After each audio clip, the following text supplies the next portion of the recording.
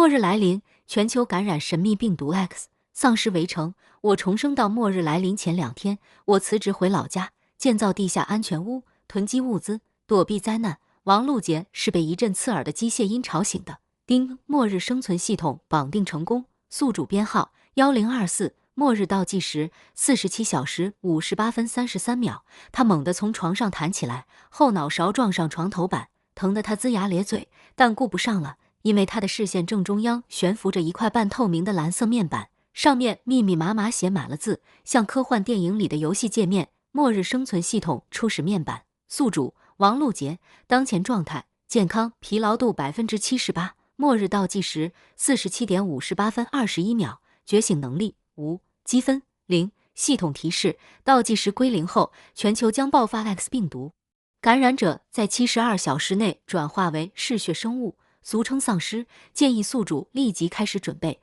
王璐杰盯着那块面板看了整整10秒钟，然后伸出手去摸，手指穿过了蓝色的光幕，什么都没碰到，但指尖传来一阵微弱的电流感，像是冬天摸毛衣时产生的静电。这不是幻觉，他的大脑在0点几秒内完成了信息的处理，不是分析，是回忆。因为这块面板，这些数字，这个末日倒计时，他全都见过。在上一世，在他变成丧尸之前的最后几秒，在他被木之城推出去挡住狮群的那个瞬间，他的眼前曾经闪过一道同样的蓝光。系统的声音在他失去意识前说了最后一句话：宿主死亡，末日生存系统将在下一轮重新绑定。他重生了。王璐杰深吸一口气，强迫自己冷静下来。他看了一眼床头的电子钟，2024年3月15日早上6点03分，末日降临的时间是3月17日早上6点整。他有2天的准备时间，不是7天，不是1个月，是48小时。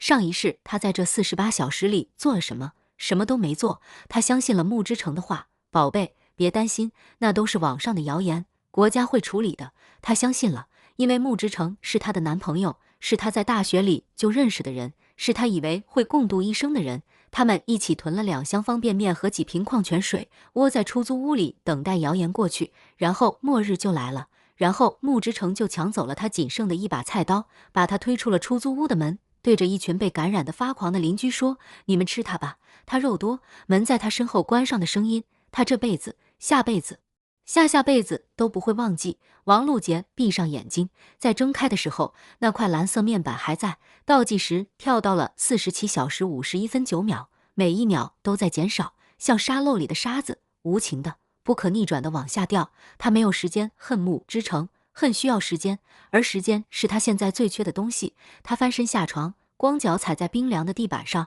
从床头柜上抓起手机，拨通了家里的电话。电话响了4声，接起来的是他妈，声音还带着刚睡醒的沙哑。露露，这么早打电话，怎么了？妈，你听我说。王璐杰的声音比他想象的要平静得多。今天之内，你和我爸必须回老家，回咱村那个老房子，把院子里的地窖清理出来，能清多大清多大，越深越好。我会带物资回去。电话那头沉默了几秒，他妈的声音变得警觉起来。出什么事了？你是不是在外面惹麻烦了？没有，但你相信我，这辈子就信我这一次。王璐杰从来没有用这种语气跟他妈说过话，他从小就是个软性子，说话轻声细语，连跟人吵架都不会。此刻他声音里那种不容置疑的决绝，让他妈愣了好一会儿。行，他妈最终还是点了头，不是因为相信，而是因为害怕一个从不会大声说话的女儿忽然变得像另一个人。这件事本身比任何解释都更有说服力。王璐杰挂了电话，开始打包。他的动作很快，快到几乎可以说是粗暴。衣服不要了，化妆品不要了，书不要了，所有不能吃、不能用、不能当武器的都不要了。他在10分钟内收拾好了一个登山包，塞满了急救药品、充电宝、打火机、一把瑞士军刀，以及上一世他死之前都没能吃到的那半盒巧克力。他拉开出租屋的门，正要出去，迎面撞上了一个人。木之城，他穿着一件白色的 T 恤，手里提着一个塑料袋，袋子里装着2根油条和一杯豆浆。看到王璐杰背着大包要出门的样子，他的表情从困惑变成了紧张。那种紧张不是担心他，而是担心他的早餐伴侣要跑路的紧张。露露，你这是要去哪？一大早的，回老家。王璐杰没有停下脚步，他侧身从他旁边走过去，连看都没看他一眼。木之城追了2步，伸手拉住他的背包带，等等等等。你说什么呢？你工作不要了？咱们不是说好了周末去看房的吗？你怎么忽然……王璐杰终于停下了，他转过身，看着穆之成那张脸。说实话，他很帅，剑眉星目，鼻梁高挺，笑起来的时候嘴角会微微往左歪，带着一种痞痞的少年气。他曾经觉得这张脸是他见过的最好看的脸，曾经在这张脸对着他说我爱你的时候，心跳加速到无法呼吸。但此刻他看着这张脸，只看到了一行字，在蓝色面板的最底部，在他上一世死后才刷出来的那行字，系统提示目标穆之成已觉醒隐藏能力控心术，宿主上一轮死亡原因精神控制下的主动牺牲。精神控制不是背叛，不是人性的恶，是精神控制。穆之成从一开始就不爱他，他甚至可能从来没有爱过任何人。他接近他，是因为他的精神力在系统扫描中显示为 S 级，是所有宿主中最高的。他的控心术需要汲取高精神力的宿主来维持运转，而他汲取的方式就是让他爱上他。爱不是爱的本身，爱是一种被伪装过的能量传输协议。王璐杰在上一世死后的那几秒钟里看到了所有的真相，穆之成的隐藏面板，他的能力术，他如何用控心术让身边的每一个人都心甘情愿地为他牺牲，他的父母，他的朋友，他的同事，以及他，所有人都是他的能量源，所有人都是他的盾牌，所有人都是他在末日中活下去的燃料，而他最强大的能量源就是他。王璐杰 S 级的精神力在控心术的作用下，能让穆之成的各项能力翻3倍，所以他在末日降临前千方百计地接近他，追求他，让他爱上他，不是因为喜欢，不是因为寂寞，甚至不是因为色欲，纯粹是功能性的、工具性的，像给自己的手机找一个大容量的充电宝。露露，你脸色怎么这么差？穆之成的声音把他拉回现实，他的手还抓着他的背包带，指尖的温度隔着布料传到他的肩膀上，温热的，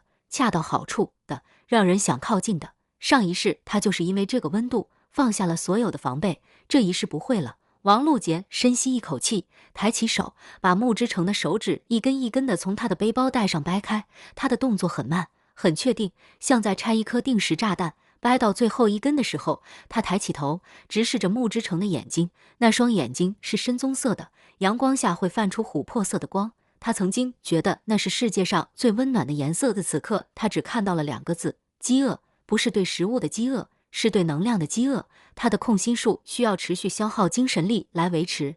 而他身边的人已经被他炸得差不多了。他需要一个新的、强大的 S 级的能量源，他需要他，所以他找到了他，追求了他，让他爱上了他。而他的控心术之所以能对他生效，恰恰是因为他对他产生了真实的情感。系统在上一世死后的解析中说得很清楚，控心术无法凭空制造爱意，它只能放大和扭曲已经存在的感情。也就是说，他对他的爱是真的，但这份真心的爱被他像吸血鬼一样吸干了，变成了一串冰冷的能力数值。王璐杰忽然想吐，他松开穆之成的手指，后退一步，拉开距离。蓝色面板在他视野的角落里闪烁着，倒计时还在无情的跳动，47小时39分22秒。我跟你分手了，王璐杰说，语气平淡的像在说今天天气不错。穆之成整个人僵住了，他的表情管理在这一刻出现了短暂的裂缝。王璐杰在那一瞬间看到了一些他从来不会在脸上展示的东西，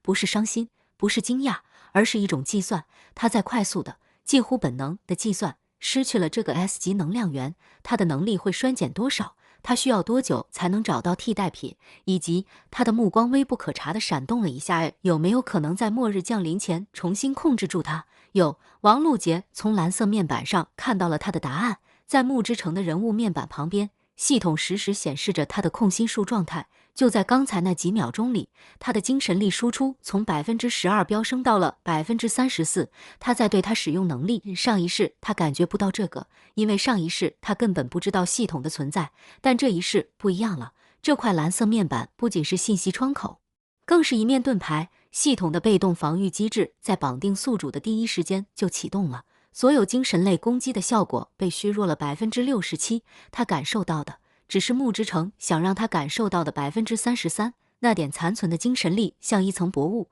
轻轻地笼罩着他的意识，试图在边缘处制造一些模糊的、柔软的、让人想靠近的感觉。但王璐杰此刻的脑子清醒得像冬天的湖水，透明、冰冷，一眼看到底。穆之成，王璐杰把背包带子往肩上提了提，你不用再演了，你的控心术对我没用了。穆之成的表情在这一刻彻底裂开了，那不是面具掉落的碎裂，而是一层一层剥落的碎裂。先是温柔的男朋友，再是困惑的恋人，再是计算的猎人，最后露出来的是一个王璐杰从未见过的赤裸裸的空洞的存在。那双深棕色的眼睛里什么都没有，不是邪恶，不是冷酷，是什么都没有，像两颗玻璃珠，光滑、透明、反光，但你能看到光从它们表面弹开，没有任何一束光能真正照进去，它是空的，从一开始就是空的。王璐杰转身走了，他没有跑，没有慌，没有回头，他走得稳稳当当，每一步都踩实了，再迈下一步，身后传来穆之成的声音，不大，但每一个字都像钉子一样钉进了他的后背。你以为你跑得掉吗？ X 病毒爆发之后，整个城市都会变成炼狱，你没有我的能力，你活不过3天。王璐杰没有回答，但他心里的蓝色面板替他回答了。系统提示：宿主王璐杰觉醒能力已激活，时停，初级，当前使用次数1:1，倒计时归零后能力将刷新。时停，时间停止。他不是没有能力，他的能力比穆之成的控心术强100倍，只不过上一世他死得太早，没来得及激活，这一世不一样了，他重生了，系统绑定了，能力觉醒了，而穆之成还不知道，这才是真正的王璐杰。他走出小区大门的时候，早上的阳光正好照在脸上，暖洋洋的，3月的风还带着一点凉意，吹得路边的柳树抽出了嫩绿的新芽，一切都那么正常，正常到残忍。没有人知道47小时后，这座城市将变成丧尸的狩猎场，而他自己将成为这场末日游戏里最不该被小看的那一个玩家。王璐杰拦了一辆出租车，报了老家的地址，司机是个50多岁的大叔，从后视镜里看了他好几眼，大概在想这个姑娘怎么一大早就背着大包往乡下跑。车开了40分钟，驶离了主城区，两边的建筑物越来越矮，绿色越来越多。王璐杰靠在后座上，闭上眼睛，开始在脑海里列清单。上一世的经验告诉他，末日生存的核心不是武力值，不是异能等级，而是3样东西：水、食物、安全屋。水要深井水，因为自来水会在第3天断供；食物要压缩饼干和罐头，因为保质期长，热量密度高；安全屋要地下的，因为地面的温度会在丧尸围城后骤降，而地下的恒温环境是唯一不需要持续能源就能维持的庇护所。老家的地窖他记得，在院子东边，大概4米深，3米见方，原本是储存红薯和白菜用的。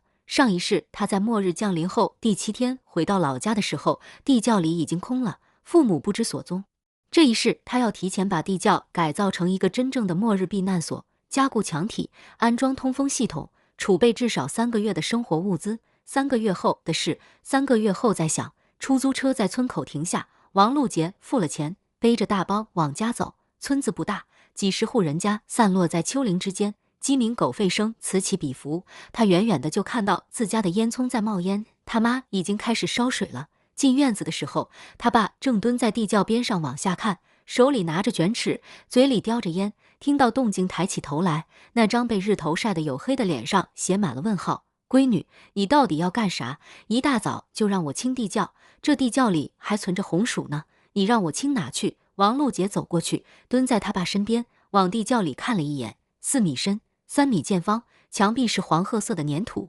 底部铺着一层干草和碎麦秸，红薯堆在角落里，大概有500-600斤，够一家人吃好几个月的红薯。王璐杰的眼睛亮了一下，他上一世在城市里苦苦挣扎的时候，最馋的就是这一口红薯，而他此刻意识到，红薯不仅是食物，更是种子。如果他能活过前3个月，撑到第一个种植季，这些红薯可以切块催芽，在地窖旁边的空地上种下去，一个自给自足的末日农场，不是不可能。爸，这些红薯一个都不要扔。王璐杰说，留着有大用。他爸的烟差点从嘴里掉下来，你不是让我清地窖吗？不清了，清。红薯搬到屋里去，干草和麦秸留着，铺在底部做保温层。王璐杰站起来，拍了拍膝盖上的土，从口袋里掏出一张折好的纸，展开，上面密密麻麻写满了字。这是改造方案，今天下午就要动工，争取明天天黑之前全部完成。他爸接过那张纸，眯着眼睛看了半天。他上过初中，认字没问题，但纸上的内容让他越看越糊涂。加固墙体，加装通风管，建蓄水池，太阳能发电。闺女，你这是要打仗啊，比打仗更严重。王璐杰说这话的时候，蓝色面板在他视野里闪烁着，倒计时已经跳到了46小时11分3秒。他没有时间解释了，但他也不需要解释，因为他爸是那种人，你跟他解释100遍，不如让他看到一件实实在在的事。王璐杰从背包里拿出一样东西，递到他爸面前，那是他从出租屋带出来的半盒巧克力。他打开盒子，掰下一小块，递给他爸，爸，你尝尝。他爸疑惑地接过巧克力，塞进嘴里嚼了2下，表情从困惑变成了更困惑。不就是巧克力吗？甜了吧唧的。话没说完，他的眼睛猛地睁大了，因为王璐杰在他的面前伸出了右手，掌心朝上，然后一朵花从他的掌心里长了出来，不是魔术，不是把戏，是一朵真实的带着露水的白色的小雏菊，从他的皮肤下面破土而出，花瓣一片一片的舒展开来，像慢镜头一样优雅而确定。他爸的烟彻底掉了。王璐杰看着那朵花，自己也愣了一下，他只是想证明自己不一样了，但他不知道自己能变出花来。蓝色面板在他视野里闪烁了一下，弹出了一条新的提示：系统提示，宿主王璐杰能力时停已激活衍生效果，生命复苏，在时停领域的边缘，宿主可以加速或逆转小范围的生命进程。当前熟练度初级。他手里的小雏菊在下一秒开始枯萎，花瓣发黄、卷曲、脱落，最后变成了一把灰烬，从他指缝间飘散在早春的风里。从绽放到枯萎不过5秒钟，但他爸已经看傻了。闺女，他爸的声音有些发抖，你是不是成仙了？王璐杰把那把灰烬吹掉，拍了拍手，语气平静的像在说一件日常琐事。差不多吧，爸，现在你信我了。他爸蹲在地上，伸手把掉落的烟捡起来，重新叼回嘴里，深吸了一口，烟雾在晨光中袅袅升起，模糊了他那张黝黑的被岁月刻满了沟壑的脸。信了，他说，声音闷闷的，烟雾从他嘴里一个字一个字的吐出来。你说吧，这地窖想改成啥样？王璐杰蹲下来，重新展开那张纸，在地面上摊平，手指点在纸上画好的草图上，开始一项一项的跟他爸说明哪里要加固，哪里要通风，哪里要防水，哪里要留出逃生通道。他的声音不大，但每个字都像是被提前称量过的，不多不少，刚好够他爸听懂。他爸一边听一边点头，偶尔插一句这个我懂，或者那个咱村老李会弄。他是那种老派的农村男人，话不多，手不停，认准了的事就闷头干。此刻他认准了一件事，他女儿需要他，而他不会让女儿失望。40分钟后，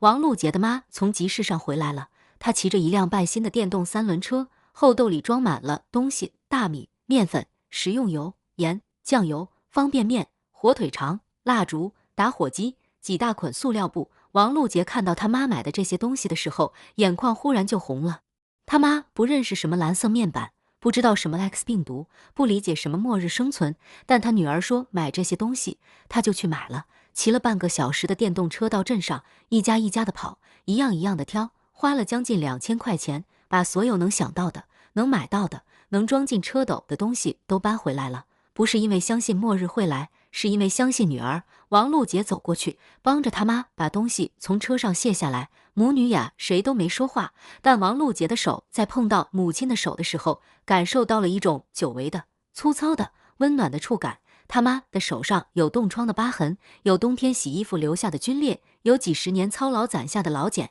这双手不好看，但这双手从来不会把他推出去当挡箭牌。妈，王璐杰的声音有点哑。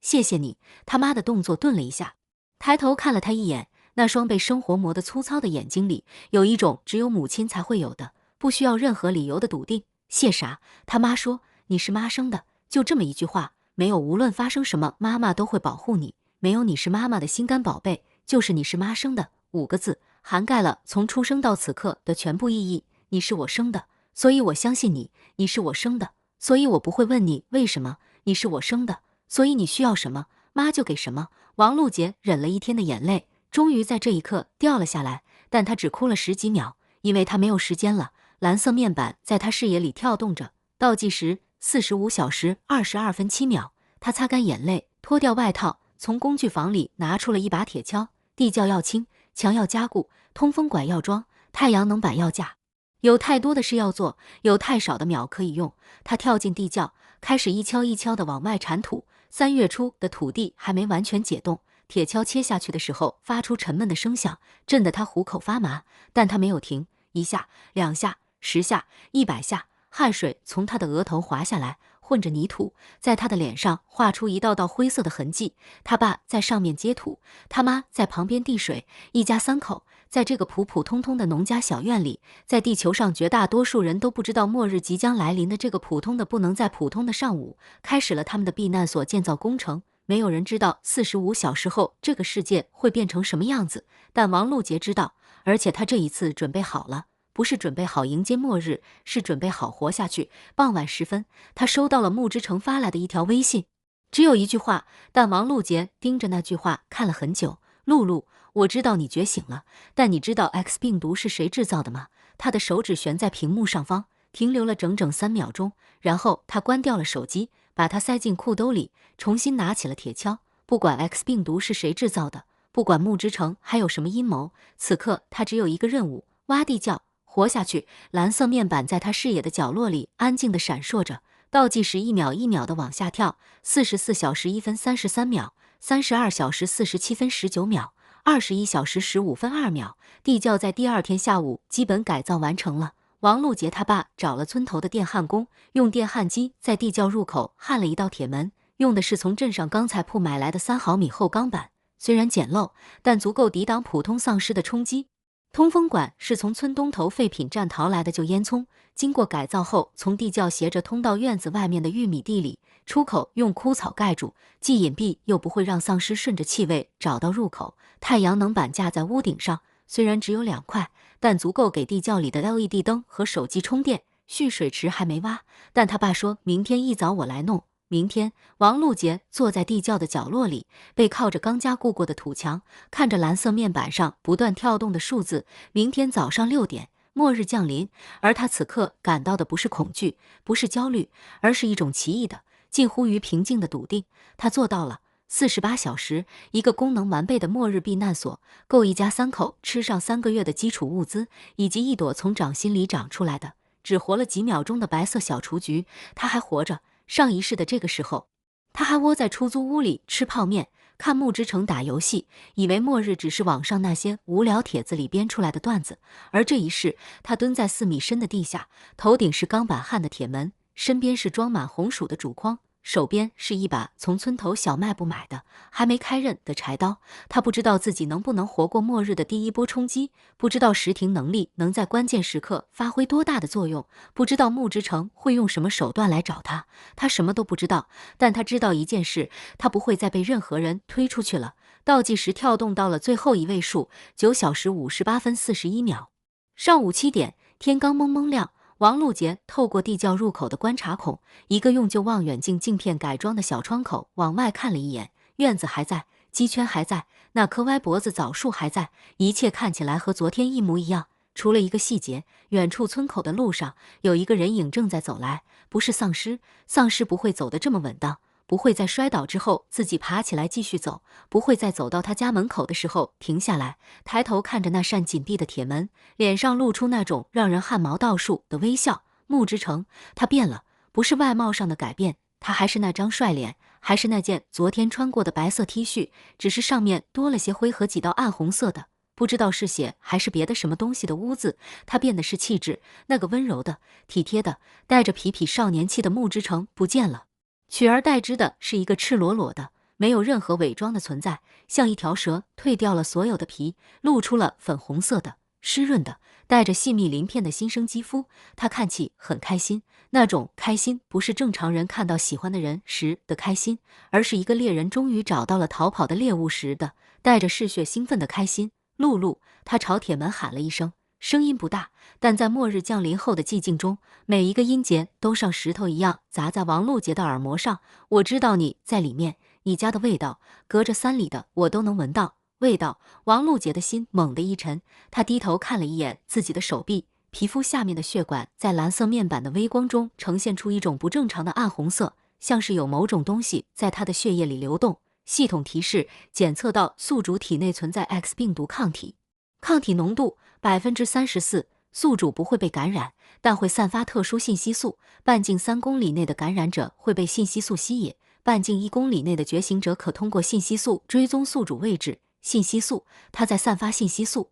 穆之成闻着他的味道找来的，而他对此一无所知。王璐杰咬紧牙关，在心里把系统骂了100遍。骂完之后，他深吸一口气，重新把眼睛贴到观察孔上。穆之成已经走到了铁门前，伸手敲了敲，力道不大，但每一下都像是敲在他的太阳穴上，突突的疼。露露，开门，我不是来害你的。他的声音带着一种让人起鸡皮的真诚。X 病毒已经爆发了，外面正在变成地狱，你一个人带着2个老人，你能撑多久？3天、5天？你有弹药吗？你有医疗知识吗？你会格斗吗？每一句话都像一把手术刀，精准地剖开了王璐杰的防御。他说的对，他有红薯，有地窖，有实停能力，有 S 级精神力，但他没有弹药，没有医疗知识，不会格斗。他爸60多了，腰椎间盘突出，搬2袋水泥都直不起腰，他妈更别提了，血压高，血糖高，唯一擅长的格斗技巧是擀饺子皮。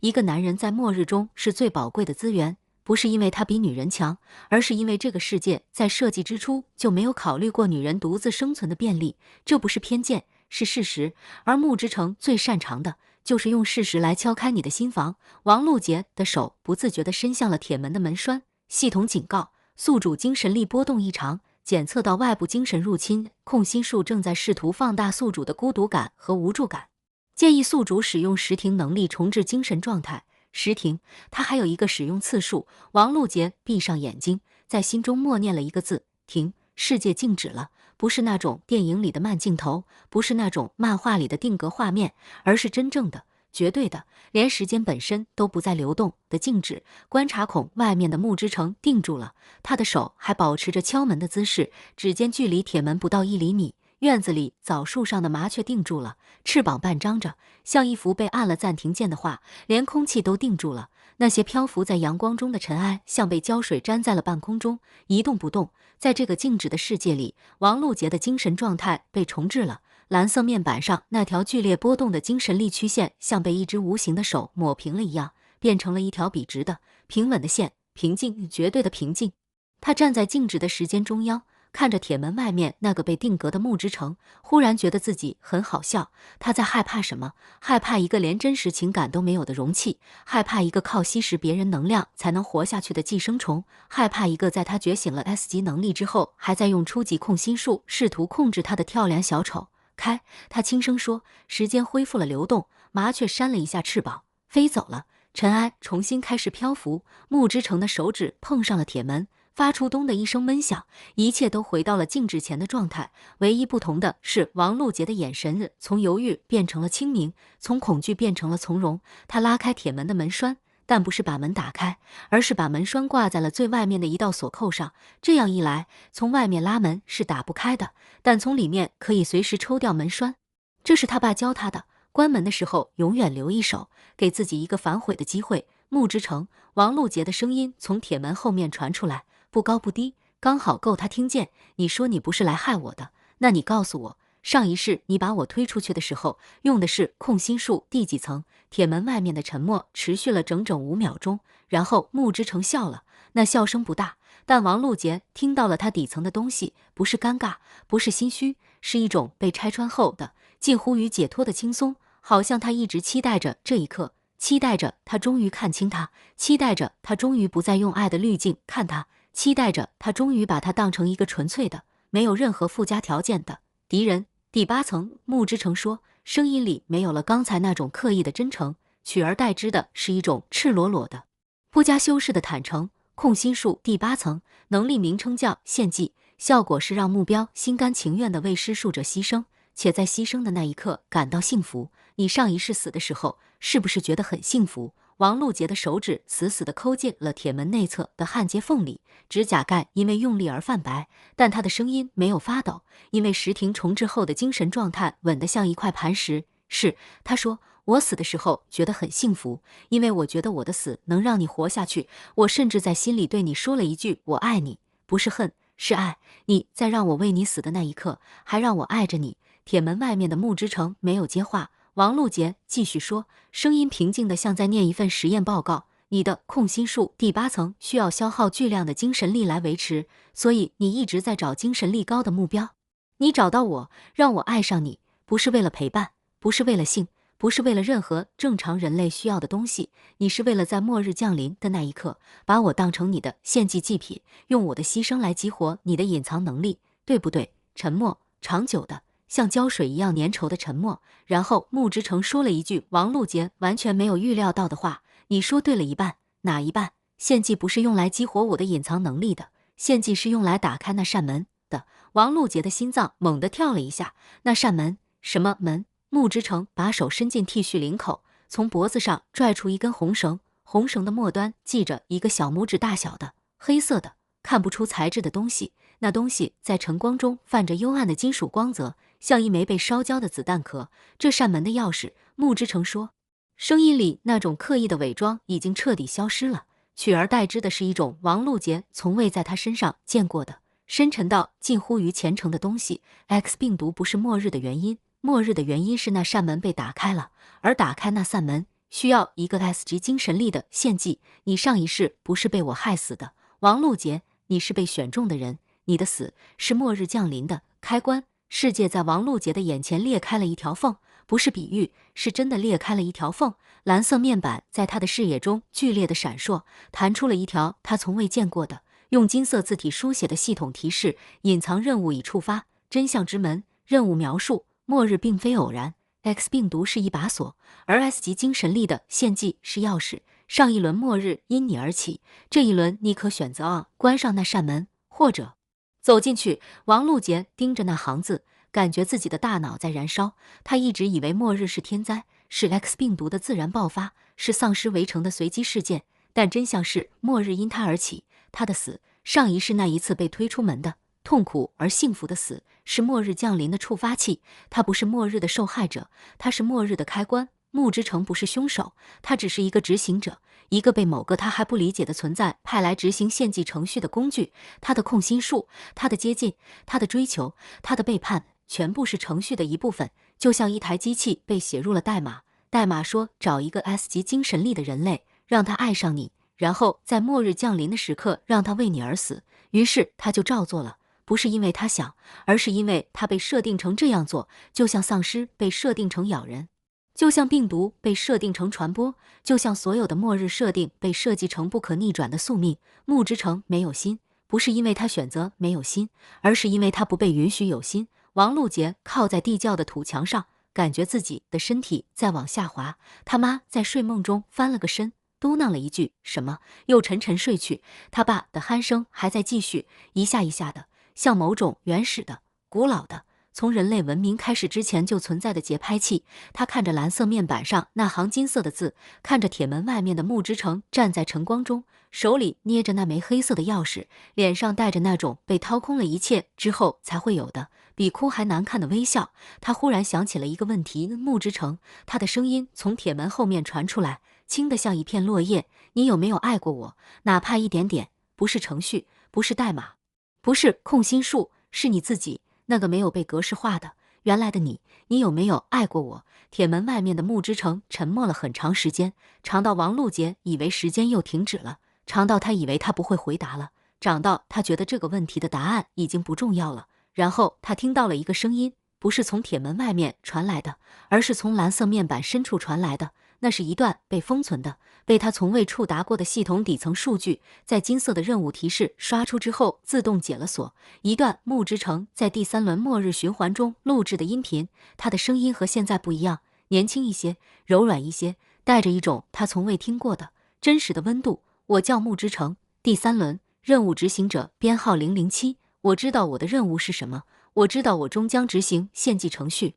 我知道我永远不能对目标产生真实的感情，但这一轮的目标，他叫王璐杰，精神力 S 级，坐标。我想记录一件事，这一轮我在看到他的第一眼，感觉到了心脏的跳动，不是程序设定的模拟心跳，是真的，从我自己身体里长出来的心跳。我不知道这意味着什么，但我觉得我应该记录下来，万一有下一轮呢？万一下一轮的程序出了 bug 呢？万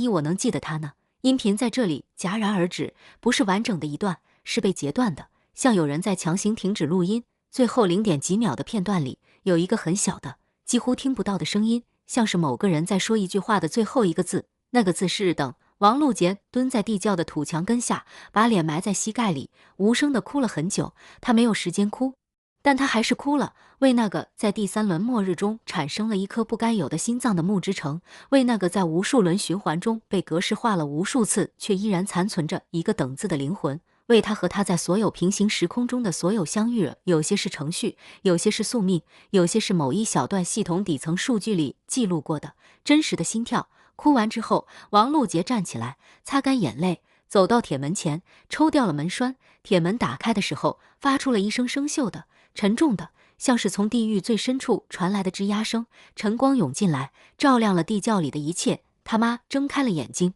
他爸的鼾声停了。那盏没开的 LED 灯在天花板上反射出微弱的光。穆之成站在门口，逆光，看不清表情，但王璐杰不需要看清他的表情，因为他能看到蓝色面板上，他的状态栏里有一行他从未见过的用灰色字体书写的文字：目标穆之成当前状态，觉醒中，隐藏属性，意志残留 3%， 每轮循环意志递减 0.2%， 预计15轮后归零 3%。他经历了多少轮？上一世是第3轮，这一世蓝色面板在他调出穆之城的完整档案时，跳出了一个让他头皮发麻的数字：第61轮，61次末日，61次格式化，61次抹除，61次他的意志被侵蚀，61次他的心脏被掏空，61次他从一个能感觉到真实心跳的人，变成了一个空洞的、完美的、执行献祭程序的工具。但他的意志残留是 3%。不是0%。61次格式化之后，他还剩下 3%。王璐杰迎着晨光走出了地窖，站在穆之城的面前，他伸出手，不是去牵他的手，而是去拿他脖子上那根红绳上系着的黑色钥匙。这扇门，王璐杰捏着那枚钥匙，感受着它在指尖散发的不属于任何一种金属的冰冷的触感。在哪？穆之城看着他，那双空荡荡的像玻璃珠一样的眼睛里有某种东西微微闪了一下，不是情感，不是记忆，是比那更底层的东西，是可能性，是那个在无数次格式化的碾压下依然顽强地残留了 3%的叫做意志的东西，在他的瞳孔深处发出了一声极其微弱的、几乎不存在的回响。城北，穆之城说，防空洞。王璐杰握紧了钥匙，转身看了一眼地窖里正在爬起来的父母，看了一眼院子里那棵歪脖子枣树，看了一眼远处村口正在升起的末日后的第一个太阳。蓝色面板在他的视野中央亮起，金色的任务提示下面出现了一行新的倒计时：关上那扇门，剩余时间71小时58分12秒，72小时，3天。3天之内，他必须走到城北防空洞，用这枚钥匙关上那扇他上一世亲手打开的门。关上之后 ，X 病毒会停止扩散，丧尸会停止转化，末日会停在他现在的程度，不会好转，但也不会恶化。这个世界将永远停留在丧尸围城的废墟状态，变成一个再也无法挽回，但也不会继续坠落的平行时空。这是他能做的最好的选择。或者面板上的第2个选项闪了一下金色的光，他可以走进去，走进那扇门，走进末日诞生的源头，走进真相的最深处。在那里，也许有办法逆转一切，也许没有，也许他会看到比末日更可怕的真相，也许他会在那扇门后面找到那个在第3轮末日中说万一我能记得他呢的最初的穆之城。2个选项，72小时，61次轮回，3%的意志残留，一朵从掌心里长出来的只活了5秒钟的白色小雏菊。王璐杰把钥匙攥在手心里，铁门的金属在他的体温中慢慢的变暖。他抬起头，看了一眼天空。末日后的天空干净的不像话，没有云，没有雾霾，没有飞机拉出的白色尾迹，只有一片纯粹的、透明的，像是被什么东西彻底清洗过的蓝色的尽头。那扇门在等着他。王璐杰没有立刻出发，这不是怯懦，是他在上一世用命换来的教训。冲动是末日里最快的一种死法。他关上了地窖的铁门，但没有重新插上门栓。穆之成站在院子里，阳光照在他身上，把他的影子拉得又长又薄，像一张随时会被风吹走的纸。进来，王璐杰说。穆之成愣了一下，他的控心术面板上精神力输出已经降到了 3%， 几乎等于关闭状态，没有能力的加持。他只是一个普通的掏空了的不知道该怎么站在一个院子里的男人。他走进地窖的时候，低着头，不是因为怕，而是因为不习惯。不习惯不用能力去感知别人的情绪，不习惯用自己的脚走路，不习惯做一个没有任务、没有目标、没有下一行代码可以执行的人。赵秀兰已经从行军床上坐起来了，她看着穆之成，上上下下打量了好几遍，然后转头看向王璐杰，嘴唇动了动，但最终什么也没说。她是那种在关键时刻能管住自己嘴的女人，这一点王璐杰一直很佩服她。王璐杰的爸倒是开口了，他蹲在墙角，手里拿着一根烟，没点，就是叼着。他看着穆之成，目光不凶，但很沉，像一个老农民在看一株生了病的庄稼。就是你。他只说了这2个字。穆之成点了点头。吃饭了没？穆之成又点了点头，随即又摇了摇头。他不确定自己该点头还是摇头，因为他已经记不清上一次吃饭是什么时候了。末日降临前的最后一顿，还是更早。他的时间线在无数轮循环中变得支离破碎，像一面被打碎了太多次又反复粘合的镜子，每一道裂缝都在反射着不同的画面。赵秀兰站起来，从物资堆里翻出一包方便面，撕开，放进一个搪瓷盆里，倒了热水，盖上一个盘子。3分钟后，他把搪瓷盆递到穆之成面前，里面还加了一个卤蛋和一根火腿肠。穆之成端着那个搪瓷盆，看着里面的泡面，看了很久。搪瓷盆的边缘磕掉了好几块瓷，露出下面黑色的铁，像一张掉了牙的嘴。他拿起筷子，挑了一筷子面，送进嘴里，嚼了1下、2下、3下，然后他哭了。不是嚎啕大哭，不是无声落泪，而是一种更接近于痉挛的反应。他的肩膀猛地抽了一下，筷子掉在盆沿上，弹了一下，落在地上。他整个人蹲下去，双手捧着那个搪瓷盆，把脸埋在面的蒸汽里，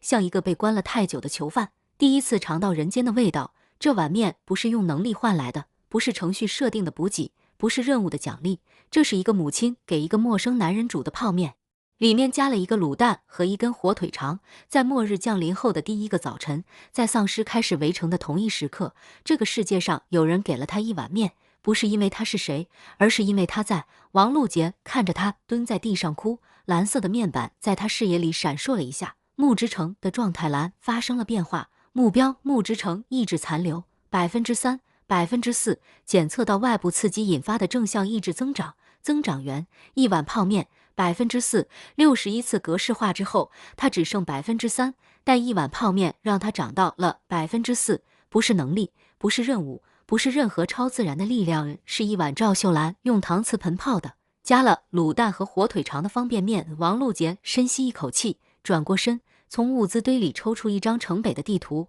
摊在地上。他蹲下来，手指点在地图上的一个位置，城北防空洞。距离他家大约23公里，在末日前的正常路况下，开车需要40分钟，但在末日后的世界里，道路被废弃的车辆堵塞，桥梁可能已经坍塌，再加上随时可能出没的丧尸和变异生物，23公里是一段地狱般的路程。他需要帮手，但他拥有的帮手是一个腰椎间盘突出的父亲，一个高血压的母亲，一个被格式化了61次的前男友，以及一个还不知道怎么用的识停能力。穆之成，他叫他的名字。穆之成从搪瓷盆上抬起头来，眼眶还是红的，但那双眼睛里有了一样之前没有的东西，不是因为哭而湿润的光泽，而是一种更接近活人的质感。你知道防空洞里面有什么，对不对？王璐杰问。穆之成放下搪瓷盆，用袖子擦了一下脸，站起来。他走到地图前，蹲在王璐杰旁边，伸手指了指防空洞的位置，然后手指往南移动了大约2厘米，点在一个没有标注任何名称的地方。这里有一个地下通道，连接防空洞和城南的一个废弃车站。他的声音恢复了平静，但平静下面有什么东西不一样了，像是冰面下有水在流动。上一轮不，第57轮的时候，我走过这条路，通道没有被堵，但里面有东西。什么东西？穆之成沉默了几秒，像是在斟酌用词。X 病毒的变异体，不是丧尸，是比丧尸更糟糕的东西。他们有部分意识，能沟通，但他们的逻辑和人类完全不同。他们不觉得吃人是错的，就像人类不觉得吃猪是错的。王璐杰的指尖在地图上那个无名地点上停了一下，然后继续往下划线。他需要一条从家到防空洞的路线，一条尽可能安全、尽可能短、尽可能避开人群聚集区的路线。他爸叼着没点的烟走过来，蹲在旁边看了一会儿地图，然后伸出粗糙的手指，在地图上画了一条完全不同的路线。走大路你找死，这么多车堵着，你连自行车都骑不过去。走水路，村东头那条河一直往北，到城北工业区上岸，再走2公里就到了。水路，王路杰抬头看向他爸，老头的眼睛里有一种他从未见过的光芒，不是智慧，不是经验，是一种只有在这片土地上生活了一辈子的人才会有的，对每一寸地形的本能直觉。他不懂什么末日生存，不懂什么 X 病毒，不懂什么时停能力，但他知道那条河有多宽多深，水流急不急，知道哪个河段可以靠岸，知道城北工业区那个废弃的码头还在不在。爸，河里的水能喝吗？王路杰问。不能，污染了。他爸想都没想，但船能走。你二叔有条小木船，停在河湾里，好久没用了，不知道还能不能漂。你二叔昨天变成丧尸了。赵秀兰的声音从厨房方向传来，平静的像在说，你二叔昨天去赶集了，我早上从观察孔看到的，他在村口那条路上走，半边脸没了，走路一瘸一拐的。地窖里安静了一瞬。王路杰的二叔，他爸的亲弟弟，上个月还来家里吃过饭，喝了2杯白酒，红着脸跟他说，露露你啥时候结婚啊？叔等着喝喜酒呢。现在他变成了丧尸，在村口的路上走来走去，半边脸没了，但还在走路。他爸把嘴里叼着的烟拿下来，在手指间捏了捏，然后重新叼回去，什么都没说。王路杰低下头继续看地图，他的手很稳，但蓝色面板上他的精神力曲线剧烈地波动了一下，随即被他强行压了回去。没有时间悲伤，没有时间愤怒，没有时间做任何与生存无关的事。二叔的船在河湾里，不管它变成了什么，那条船还在。上午9点，王路杰站在河湾边上，看着那条小木船，船不大，大概4米长，1.2米宽，木头船体被河水泡得发黑，船舱里积了半舱的雨水和落叶，船桨少了一只，另一只靠在船帮上，木头裂了缝，用铁丝箍着，能修。他爸蹲在船边，用手摸了摸船底的木头，又敲了敲，然后把耳朵贴上去听回声。龙骨还好，船板烂了2块，得换。他站起来，拍了拍膝盖上的泥，回家拿工具。我跟你妈修船，你跟那个，他叫什么来着？木之城，你跟木之城去搞物资，船修好能走了。咱们不能空着手走，城北那边啥情况不知道，路上万一耽误了，吃的喝的要够。王路杰看着父亲，看着他花白的头发，佝偻的腰，那双被关节炎折磨得变了形的手，忽然意识到一件事，这个男人从来没有在末日中活过。上一世，他在末日降临后第3天就死了，死在他赶到之前，他不知道他是怎么死的，不知道他死的时候有没有喊他的名字，不知道他最后想到的是不是他。但这一世，他站在一条破船旁边，在丧尸围城的第1天，在亲弟弟变成丧尸在村口徘徊的同一时刻，平静地告诉他，龙骨还好。这个男人不会说我爱你，不会说爸爸会保护你，不会说任何一句情感充沛的话，他只会蹲在一条破船旁边，用手摸摸船底的木头，然后说能修，这就是他爱他的方式。王路杰走过去，从背后抱了一下他爸，很短，大概只有2秒钟，短到他爸都没反应过来，他就松开了。但老头的耳朵红了，红得像那根他没点的烟头。干啥呢？干活了。他嘟囔了一声，转身朝家的方向走了，走得很快，快到像是在逃跑。王路杰站在原地，看着父亲的背影消失在小路拐角处，然后转头看向木之城。他一直站在他身后3米远的地方，不远不近，像一只不确定自己是否被允许靠近的动物。你能打吗？王路杰问。木之城想了想，说，第55轮的时候，我学会了一种用精神力强化肉体的方法，不是格斗技巧，是让身体在短时间内超越极限，但代价是消耗意志。你现在有4%的意志，够用1次。木之城说，大概能维持3分钟，3分钟之后我会脱力，需要至少6小时恢复。3分钟，1%的意志换1分钟的超人体能，这个兑换比例在末日中不算亏，但也不算赚。王路杰在心里快速计算了一下，从村口到最近的物资点镇上那家小超市往返至少需要40分钟，3分钟的爆发时间只能用在最关键的节点上，比如遇到狮群的时候，比如需要强行突破封锁的时候。走吧。王路杰把折叠刀别在腰后，又从背包里抽出一根他从出租屋带出来的登山杖，试了试重量，勉强算得上一件武器。先去镇上超市，能搬多少搬多少。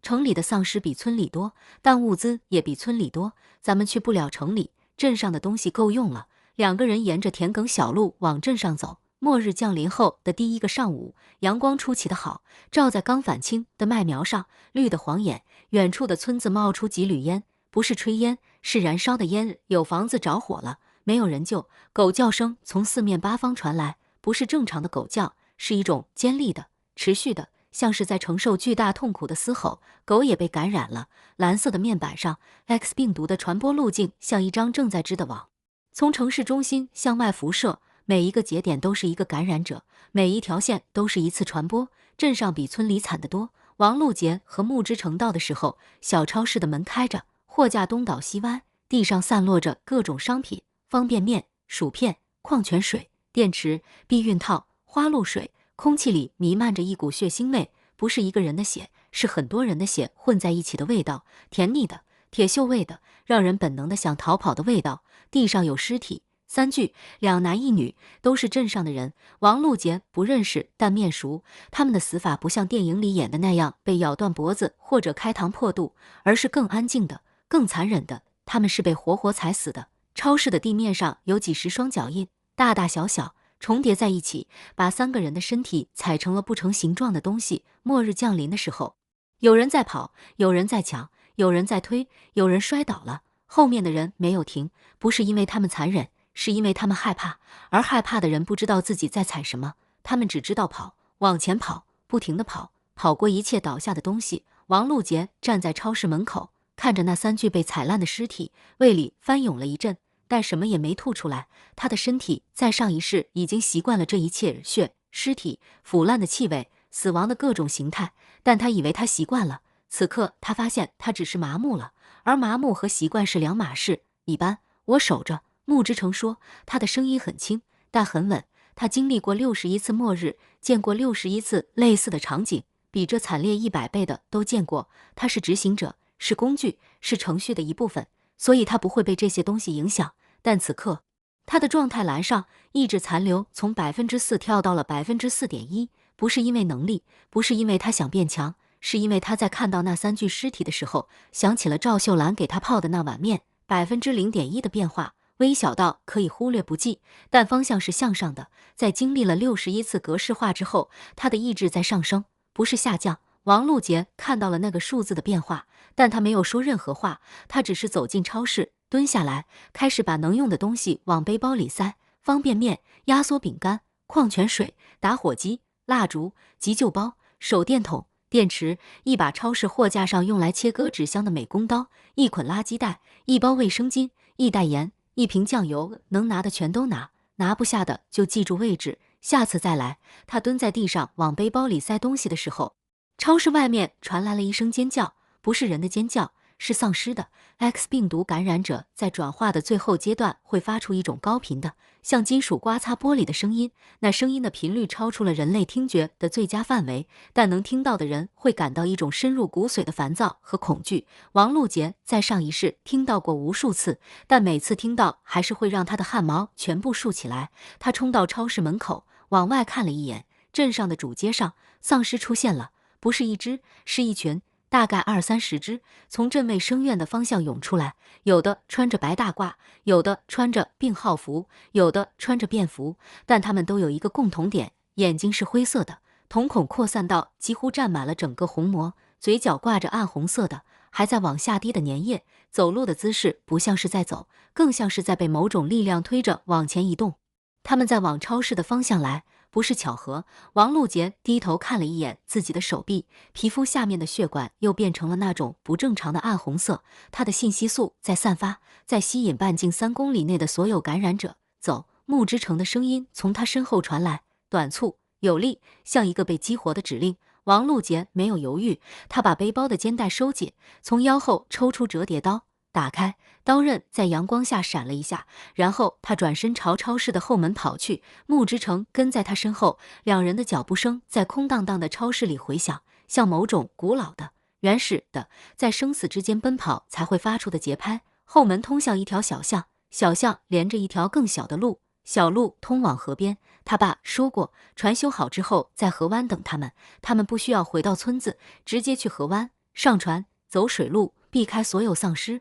前提是他能跑得过那群丧尸。王璐杰跑出后门的时候，回头看了一眼，那群丧尸已经进了超市，从正门涌进来，像灰色的潮水漫过货架，漫过那3具尸体，漫过他刚才蹲过的那块地面。他们的速度比上一世快得多。上一世的丧尸行动迟缓，最大的威胁是数量，不是速度。但这一世的丧尸，蓝色面板在他的视野里疯狂闪烁，弹出了一条血红色的提示，警告：X 病毒在本轮循环中已进化，感染者移动速度提升300%，建议宿主立即撤离，不要尝试对抗。速度提升300%，难怪木之城在第57轮的时候说，地下通道里有比丧尸更糟糕的东西。病毒在进化，每一轮循环都在进化，而人类的能力觉醒速度远远跟不上病毒的进化速度。这是一个不断加速的死亡螺旋，而打破这个螺旋的唯一方法，就是关上那扇门。王璐杰跑出了他这辈子最快的速度，小巷很窄，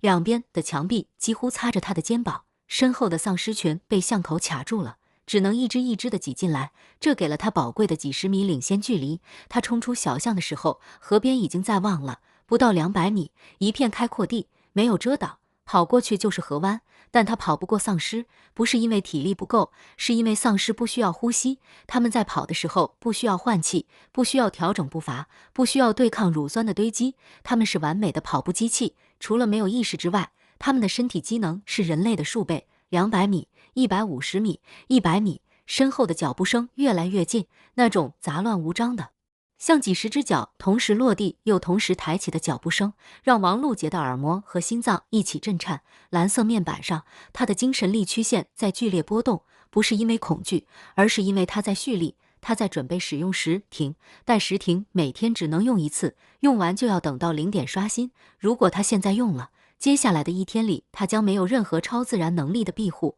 而他今天还要上船，还要走水路，还要赶到防空洞，还要在那扇门前做出选择。他不能在这里用。80米，丧尸群最近的一只已经离他不到10米了，他能闻到他身上的气味，不是腐烂，是比腐烂更恶心的，像是内脏在活着的身体里慢慢坏死的那种甜腐味。一只灰白色的指甲脱落了一半的手从他身后伸过来，指尖擦过他的背包，发出尖锐的像指甲刮黑板的声音。王璐杰猛地往旁边一闪，肩膀撞上了一棵树，疼得他眼前发黑，但他没有停，借着撞击的反作用力改变了奔跑的方向，从直线变成了之字形。丧尸的转向速度比直线速度慢得多，他的之字形跑法让他和最近那只丧尸的距离重新拉开到了15米，但代价是他的体力在以肉眼可见的速度消耗，而丧尸不需要体力。60米、40米、20米，河湾出现在视野里，他爸的小木船已经修好了，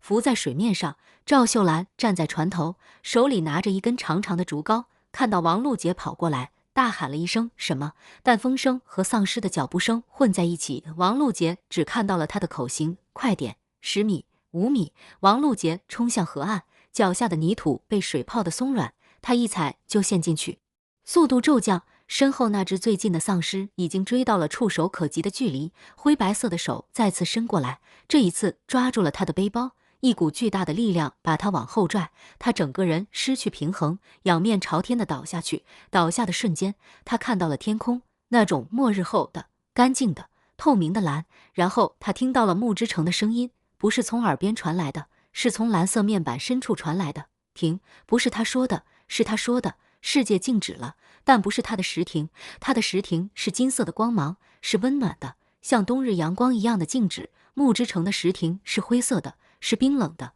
像深秋霜降一样的静止。他也有时停能力，但他的时停不是用来重置精神状态的，是用来暂停他自己的时间的。在静止的世界里，木之城走到他身边，蹲下来，把丧尸的手指从他的背包上一根一根的掰开。他的动作很慢，不是因为他在犹豫，而是因为他的时停只能暂停他自己，他的心跳，他的呼吸，他的新陈代谢，他的衰老，但他不能暂停外界。他是在用自己静止的时间换他奔跑的时间。他掰开最后一根丧尸手指的时候，抬起头来看了一眼王璐杰，在那个只有他们2个人能动的灰色世界里，他的眼睛里有了一样他在所有轮回中都没见过的东西，不是爱，不是恨，不是愧疚，不是感激，是决心。他要把他送上那条船，然后他要去做一件他在61次轮回中从来没有做过的事。灰色静止解除的瞬间，穆之成猛地推了王璐杰一把，他整个人像被弹射一样飞了出去，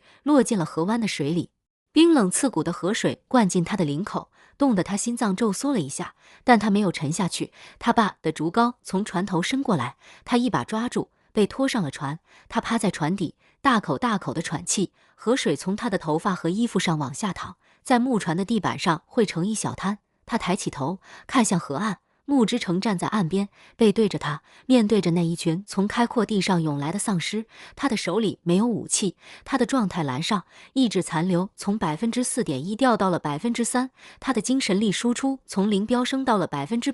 他的控心术面板上，一个从未被激活过的能力正在被点亮。第9层，控心术第9层，能力名称叫归零。效果：施术者将所有精神力一次性释放，形成一个以自身为中心的精神力场。在场内，所有被锁定的目标，无论是人类、丧尸还是变异体的精神，都会被强制归零。归零的意思是，他们不再是他们自己，甚至不再是丧尸，不再有任何意识、任何本能、任何存在过的痕迹。代价：施术者的意志将被永久清零。不是消耗，不是透支，是永久清零。这意味着它不会再有任何一次格式化后残留的3%，它将彻底变成一具空的容器，一个只有身体在运转的，没有任何内在性的存在，比死亡更彻底的消失。王璐杰趴在船底，看着穆之成的背影，看着蓝色面板上那个正在被点亮的能力名称，看着他的意志残留从3%开始断崖式下跌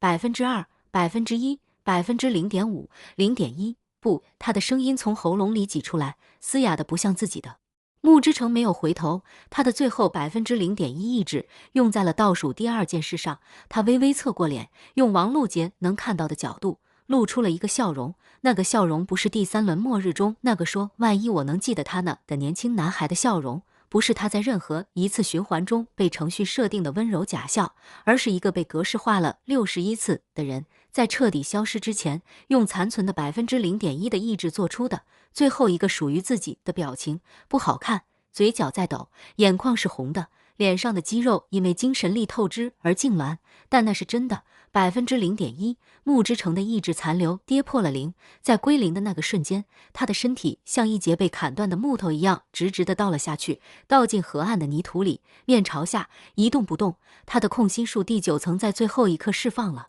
灰色的精神力场以他为中心，向四周炸开，像一朵无声的灰色的烟花。那群丧尸在离河岸不到3步远的地方停住了，一只接一只，像多米诺骨牌一样倒下去。不是死亡，是归零。他们的大脑还在运转，心脏还在跳动，肌肉还可以收缩，但那里什么都没有了，没有饥饿，没有攻击欲，没有任何驱使其行动的本能。他们只是还活着的尸体，比尸体更空洞的尸体。王璐杰趴在船底，浑身湿透，河水在他身下晃动，发出轻轻的拍击声。他看着河岸上穆之成倒下的地方，看着他静止不动的身体，看着那些丧尸像被收割的麦子一样一片一片的倒下，看着蓝色面板上穆之成的状态栏变成了灰色，目标穆之成状态归零，意志0%，精神力0%，能力数已销毁。系统评价：该单位已无任何可检测的内在活动。通俗地说，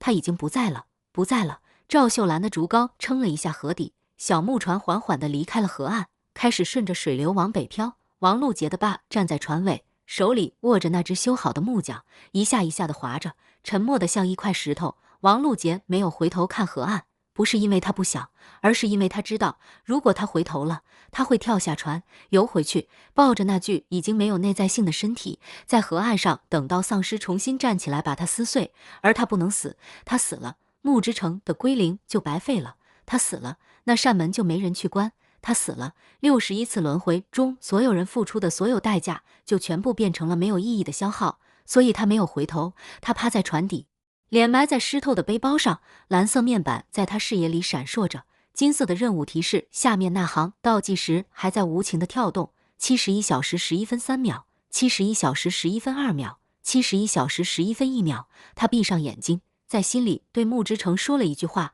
不是我爱你，不是谢谢你，不是我会记得你，这些都不够，都不对，都不是他最后那0.1%的意志想要听到的。他说的是，我会走到那扇门前，我会替你看到门后面的东西，我会用你留在我身上的每一秒，去做你做了61次都没能做到的事。河水在船底流淌，发出轻轻的、持续的、像心跳一样的声音。船往北走，河水往南流。他身后的河岸上，一个人形的轮廓倒在泥土里，面朝下，一动不动。他的周围散落着几十具丧尸的空壳，像一片被风暴席卷过的什么都没有剩下的荒原。而在那片荒原的最中央，在那个已经归零的空的容器里，有一粒肉眼看不见的比尘埃还要小的东西。它不属于精神力，不属于意志，不属于系统能检测的任何范畴。它在灰色面板上永远不会有显示，在木之城的状态栏里永远不会有记录。那是第3轮末日中，一个年轻男人在看到王璐杰的第一眼时感觉到的心脏的跳动。那颗心跳在他被格式化了61次之后，已经微弱到几乎不存在了，但它还在跳，不是归零能清除的东西。河水在船底流淌，发出轻轻的、持续的像心跳一样的声音。王璐杰不知道自己趴在船底多久了，可能是几分钟，也可能是几个小时。蓝色的面板在他视野里安静地闪烁着，倒计时1秒1秒地往下跳，像一个不会停歇的冷酷的节拍器。他妈没有催他起来。赵秀兰坐在船头，手里握着那根长长的竹篙，时不时撑一下河底，调整船的方向。他爸在船尾划桨，一下一下的，节奏稳定的像一台上了发条的机器。两个人谁都没有说话，连呼吸都是轻的，像是怕惊扰了什么。王璐杰终于翻过身来，仰面躺在船底，看着天空。末日后的天空干净的不像话，没有云，没有飞机拉出的白色尾迹，没有任何人类活动过的痕迹，只有一片纯粹的、透明的，像是被什么东西彻底清洗过的蓝。阳光照在河面上，反射出碎金般的光，晃得他眯起了眼睛。他的衣服还在滴水，河水的凉意透过湿透的布料渗进皮肤，让他保持着一种清醒的、微微发冷的状态。这种感觉不难受，甚至有点舒服，像是在提醒他，他还活着，他的心脏还在跳，他的血液还在流，他还能感觉到冷和暖，湿和干，疼痛和安宁。活着，木之城不在了。这个念头像一个钝器，一下一下地敲着他的胸腔，不疼，但闷，闷得他喘不上气。他想起他蹲在地窖里吃那碗泡面的样子，想起他端着搪瓷盆的手在发抖，想起他哭的时候肩膀一抽一抽的，像一个被欺负了的小孩。那碗泡面是他61次轮回中吃过的唯一一顿不是程序，不是任务，不是补给品的饭，那是一个母亲给一个陌生男人煮的面，里面加了一个卤蛋和一根火腿肠。他把那碗面吃完了，连汤都喝了，喝完之后蹲在地上哭了很久。然后他替他挡了那一群丧尸，然后用了他最后的0.1%意志，然后他没有了。王璐杰闭上眼睛，把手臂搭在额头上，挡住阳光。蓝色的面板在他眼皮后面依然清晰可见，像一块刻在他视网膜上的烙印。木之城的那一栏已经变成了灰色，灰色的字体，灰色的边框，灰色的头像，灰色的状态栏，灰色的归零2个字。他盯着那2个字看了很久，久到那2个字的笔画开始在他眼中分解、重组，变成别的形状。归零，归零，归零。妈，他忽然开口。赵秀兰的声音从船头传来，不高不低，平稳的像河面。你还有没有泡面？沉默了2秒，然后赵秀兰从物资堆里翻出一包泡面，撕开，放进一个搪瓷盆里，从河里舀了半盆水，又从背包里摸出一小瓶便携燃气灶，拧开，蓝色的火苗跳起来，舔着盆底。没有卤蛋了，没有火腿肠了，只有一包最普通的超市里卖2块5一包的红烧牛肉面，但赵秀兰把它煮了，煮得软硬适中，还从河里捞了一把水草，洗干净了扔进去，算是加了点绿色。王璐杰接过搪瓷盆，坐起来，靠在船帮上，一口一口的吃。面很烫，烫得他舌头发麻，但他没有停，吃一口，咽下去，再吃一口，吃到最后，他把汤也喝了，喝完把盆递给赵秀兰，说了一声谢谢妈。赵秀兰接过盆，没说话，但伸手在他湿透的头发上摸了一下，那只手粗糙温暖，带着常年做家务留下的老茧，从他的额头摸到后脑勺，像摸一只淋了雨的瑟瑟发抖的小猫。王璐杰的眼泪在这一刻终于掉了下来，不是嚎啕大哭，不是无声落泪，而是一种安静的、持续的，像是拧开了的水龙头一样的流淌。眼泪从他的眼眶里涌出来，顺着脸颊往下淌，混在河水里，分不清哪一滴是咸的，哪一滴是淡的。他哭了很久。他爸在船尾划桨，一下一下的，节奏没有变。他妈在船头撑篙，一下一下的，目光看着前方。谁都没有过来安慰他，谁都没有说别哭了，或者一切都会好起来的。他们只是让他哭，让这条河承载他的眼泪，让这艘小船载着他往北走。哭够了，他擦干脸，从背包里翻出那张地图，摊在船底，城北工业区废弃码头。上岸后走2公里，到达防空洞入口。地图上标注的距离不长，但上岸后的2公里是未知的，不知道有多少丧尸，不知道有没有变异体，不知道防空洞的入口是否还在，不知道那扇门是否还能被打开。他需要更多的信息。穆之成说过，地下通道里有变异体。王璐杰自言自语，手指在地图上那条无名通道上划过。变异体有部分意识，能沟通，但逻辑和人类不同。如果能沟通，就意味着不需要用武力解决问题。谈判、交易、交换条件，变异体需要什么？蓝色面板闪了一下，弹出了一条新的信息。系统提示 ：X 病毒变异体，形态特征：部分保留宿主生前的记忆碎片和人格残影。行为逻辑：基于残存记忆碎片形成的碎片化的非线性的欲望系统。变异体的欲望通常集中在其生前最强烈的情感或未完成的事情上。满足变异体的欲望，可以暂时中和其攻击性，保留宿主的记忆碎片和人格残影。王璐杰的手指停住了，他想起穆之成说过的话，他们的逻辑和人类完全不同，他们不觉得吃人是错的，就像人类不觉得吃猪是错的。但系统提示给了他一个新的视角，变异体不是没有逻辑，而是他们的逻辑是碎片化的，基于残存欲望的。如果他能找到他们的欲望所在，满足他，也许就能在不使用武力的情况下通过那条地下通道。但地下通道里的变异体是谁？他们生前是什么人？他们的欲望是什么？妈，王璐杰抬起头，城北工业区那边以前是做什么的？赵秀兰想了想，化工厂，后来倒闭了，改成什么物流园，再后来物流也搬走了，就荒了。那边的工人大多是外地来打工的，住宿舍，条件很差，有1年还出过事，好像是宿舍楼失火，烧死了不少人。宿舍楼失火，烧死了不少人。王璐杰的脊背一阵发凉，他低头看着地图上那条地下通道的位置，他正好从工业区的地下穿过，连接防空洞和废弃车站。如果当年宿舍楼失火时，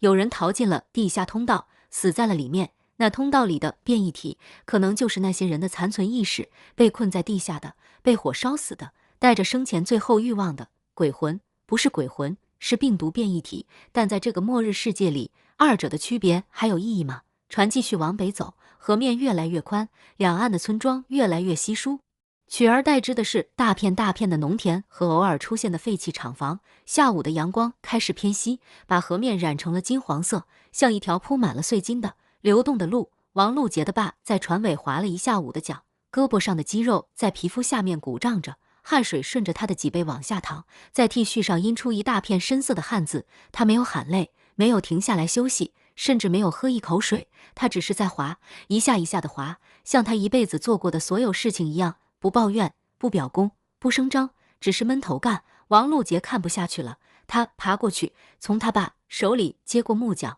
我来。他爸看了他一眼，没有推让，把桨递给他，自己坐到船底，从背包里摸出一瓶水，拧开盖子，仰头灌了半瓶，水从他的嘴角溢出来，顺着下巴往下淌，混着汗水，在他的脖子上冲出一道道白色的痕迹。王璐杰握着桨，学着父亲的样子，把桨叶插进水里，往后滑。他的动作生涩，发力点不对，桨叶在水里打滑，船头晃了一下。他爸伸出手握住他的手，调整了一下握桨的角度，又按了按他的肩膀，示意他用腰的力量而不是胳膊的力量。就这样，他爸说，松开手。王璐杰深吸一口气，一下2下3下，桨叶切入水面的角度对了，水在桨面上形成一个小小的漩涡，发出哗的一声轻响，船稳稳地往前滑了一段。他的手臂很快就酸了，肩膀像灌了铅，但他没有停，他爸划了一下午，他至少得划到天黑。河面上起了风，不大，但足够让水面泛起细密的波纹。风从北边来，迎面扑在他脸上，带着河水的气息和远处某种说不清的焦糊的味道。城北工业区不远了，那味道可能是化工厂残留的化学物质被高温烘烤后散发出来的，也可能是别的东西在燃烧。天色暗下来的时候，船到了一个河湾，河湾里长满了芦苇，一人多高，在晚风中沙沙作响，像无数人在低声说话。他爸让船靠岸，选了一处芦苇最密的地方停下来，用竹篙把芦苇拨开，让船滑进去，再用绳子把船系在几根粗壮的芦苇根上。今晚就停这。他爸说，芦苇挡着，岸上看不见。赵秀兰从物资堆里翻出几条毯子，一人一条，又拿出几包压缩饼干和一瓶水，分给王禄杰和他爸。三个人缩在船舱里，就着月光啃压缩饼干，饼干太干了，噎得王禄杰直伸脖子。赵秀兰把水递给他，他灌了一口，水是凉的，带着搪瓷盆的金属味。夜里的河面很安静，虫鸣声从芦苇丛中传来，断断续续的，像在试探什么。远处偶尔传来一声丧尸的嘶吼，声音被风撕扯得变了形，听起来不像人类的叫声，更像某种大型动物的哀鸣。王禄杰靠在船帮上，裹着毯子，看着天上的星星。末日后的星星比平时亮得多，没有光污染的夜空像一块黑色的天鹅绒，上面洒满了碎钻。银河从北边横贯到南边，像一条发光的河流倒挂在天上，和地面上的这条河遥相呼应。蓝色面板安静地悬在他的视野角落里，倒计时还在走，62小时44分17秒。他盯着那串数字，忽然想起一件事。爸，他轻声说，你信不信人有来生？他爸靠在船尾，手里拿着那根没点的烟，叼在嘴里，闭着眼睛。过了好一会儿，他才开口，声音低沉的像河水流过石头。不知道，但如果有，下辈子我还娶你妈。赵秀兰在船头哼了一声，但王禄杰看到他妈在月光下笑了。一家三口在芦苇丛中的小船上过了一夜，没有篝火，没有热饭，没有舒适的床铺，只有3条薄毯子，一艘破木船和满天的星星。但王禄杰睡得比在地窖里还沉，还香，还安心，因为他知道他爸在他左边，他妈在他右边，他们3个人像3块拼图一样严丝合缝地卡在一起，任何东西都不能把它们拆开。不是丧尸，不是病毒，不是那扇门，不是木之城用归零换来的3分钟，谁都不能。天刚蒙蒙亮的时候，王禄杰被一阵声音吵醒了，不是丧尸，不是虫鸣，是一种更规律的，更像人工制造的声音，滴滴滴，每隔2秒响一次，微弱但清晰，像是某种电子设备发出的信号。他猛地坐起来，蓝色的面板在他视野中央疯狂闪烁，系统提示检测到附近存在另一名觉醒者，距离约800米，方向北偏东，觉醒者能力等级 A 级，能力类型探测中，探测完成，能力名称声波成像，效果通过发出特定频率的声波感知周围环境的3维结构。当前状态激活中，800米外有另一个觉醒者，不是木之城，是另一个人，一个拥有声波成像能力的 A 级觉醒者，而且这个人正在用能力扫描周围的环境。那滴滴滴的声音就是声波成像的副产品。王禄杰的心跳加速了，在末日中遇到另一个人类，可能是天大的好事，也可能是天大的坏事。觉醒者的能力千奇百怪，有些能救人，有些能杀人。他不知道800米外那个人的能力是用来找同伴的，还是用来找猎物的。怎么了？他爸睁开眼睛，看到他的表情，立刻清醒了。附近有人。王禄杰压低声音，不是普通人，是觉醒者，我不知道是敌是友。他爸沉默了2秒，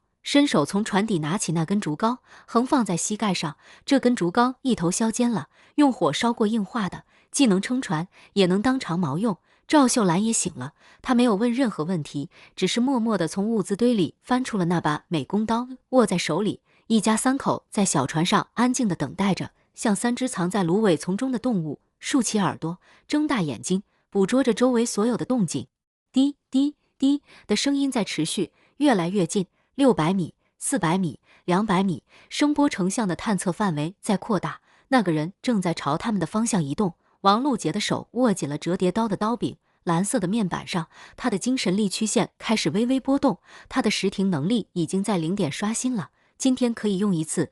时停，3秒的静止时间。3秒能做什么？能跑，能躲，能反击，但前提是他知道敌人在哪，在做什么，从哪里攻击。他不知道，声波成像的能力让那个人在探测方面占据了绝对的优势，他能看到周围的一切，包括藏在芦苇丛中的小船，包括船上的人，包括王璐杰握在手里的折叠刀，而王璐杰对他一无所知。他有多少人？他有什么武器？他的能力除了探测，还能不能攻击？这是一个信息不对称的对峙，而他站在信息匮乏的那一侧。150米、100米、50米，芦苇丛被拨开了，不是被手拨开的，是被声音拨开的。那些1人多高的芦苇像被一只无形的手分开了一样，向两边倒伏，露出了一条窄窄的通道。通道的尽头站着一个人，一个女人，大概30岁出头，短发，穿着一件灰绿色的冲锋衣，脚上是沾满了泥的登山靴。他手里没有拿任何武器，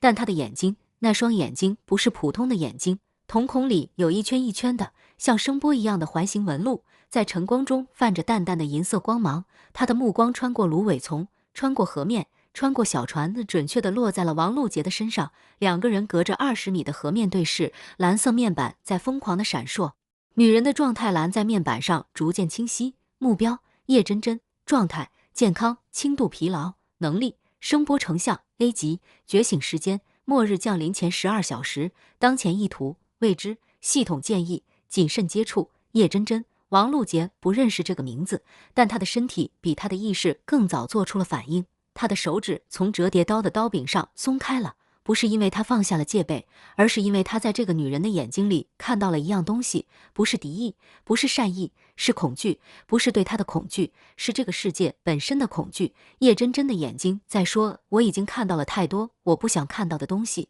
而你是我看到的第一个还能让我感到一丝希望的人。王璐杰不知道他为什么能读懂这些东西，也许是蓝色面板的辅助解析，也许是 S 级精神力带来的直觉，也许只是两个在末日中幸存下来的女人之间那种不需要语言的本能的辨认。你没有变成丧尸，你也没有变成像木之城那样的空壳，你还是一个人，一个活生生的有温度、有心跳、有恐惧、有希望的人。我也是，在这个丧尸围城的世界里，你还是人这4个字比任何情话都动人。叶真真站在芦苇丛中，瞳孔里的银色光圈缓缓旋转着，她的嘴唇动了动，发出一个声音，不是滴滴滴，而是一个完整的人类的带着温度和颤音的词语：救命！王璐杰从小船上站起来，河水在船底晃动，他的倒影在水面上碎成了无数片，又在晨光中重新聚合。他伸出手，不是去握折叠刀，不是去抓竹篙，而是伸向那个站在芦苇丛中的女人。上船，他说。叶真真的眼眶红了，他迈出一步，踩进河水里，水没过了他的脚踝、小腿、膝盖。他走得很快，快到几乎是在跑。水花从他脚下溅起来，在晨光中化作无数颗金色的、短暂的、像眼泪一样的水珠。他爬上了船，浑身湿透，嘴唇发紫，手指冰凉。王璐杰把毯子披在他身上，赵秀兰从物资堆里翻出一包压缩饼干递给他，他爸默默地拿起竹篙，把船推离了芦苇丛，船重新回到河中央，顺着水流往北漂。叶真真裹着毯子坐在船底，狼吞虎咽地吃了3块压缩饼干，喝了大半瓶水。吃完了，他抬起头，用那双还有银色光圈残留的眼睛看着王璐杰：“你是要去防空洞，对不对？”他说。王璐杰没有否认。在这个拥有声波成像能力的 A 级觉醒者面前，任何否认都是可笑的。他已经用能力扫描了周围的环境，他一定看到了防空洞的入口，看到了地下通道的结构，看到了，也许那扇门，你也知道那扇门？王璐杰问。叶真真点了点头，他伸出手，撸起冲锋衣的袖子，露出小臂内侧的一串数字。那串数字不是纹身，不是烙印，是像蓝色面板一样浮在皮肤表面的发着淡蓝色光的系统文字。任务：协助宿主王璐杰关闭城北防空洞内的空间之门。任务奖励：未知。任务惩罚：无。但如果你不去，你会后悔一辈子。叶真真的系统和王璐杰的不是同一个。叶真真的系统没有给他实停能力，没有给他生命复苏的衍生效果，只给了他一个能力：声波成像，和一个任务：协助王璐杰。他是一个被系统分配给王璐杰的辅助者，一个从末日降临前12小时就觉醒了能力，在丧尸围城中独自生存了将近2天，用声波成像扫描了无数遍周围环境，却始终没有找到可以信任的人。直到今天早上，直到他的声波成像在芦苇丛中捕捉到了3个微弱的热源和一颗 S 级的精神力火种。王璐杰看着叶真真小臂上的任务文字，又看了一眼自己蓝色面板上那个金色的任务提示，忽然意识到一件事：系统把觉醒者分成了不同类型，有他这样的核心型觉醒者，拥有强大的主动能力；有木之城那样的工具型觉醒者，能力强大但没有自由意志；有叶真真这样的辅助型觉醒者，能力偏向探测和支援；还有一些他还没有见过的类型。所有这些觉醒者被系统以不同的方式、不同的目的、不同的任务串联在一起，构成了一张覆盖整个末日世界的网络。而这张网络的核心节点就是那扇门。关上那扇门 ，X 病毒停止扩散，丧尸停止转化，末日停止恶化。但觉醒者的能力会消失吗？被感染的人会恢复吗？死去的人会复活吗？不会，系统不会逆转已经发生的事。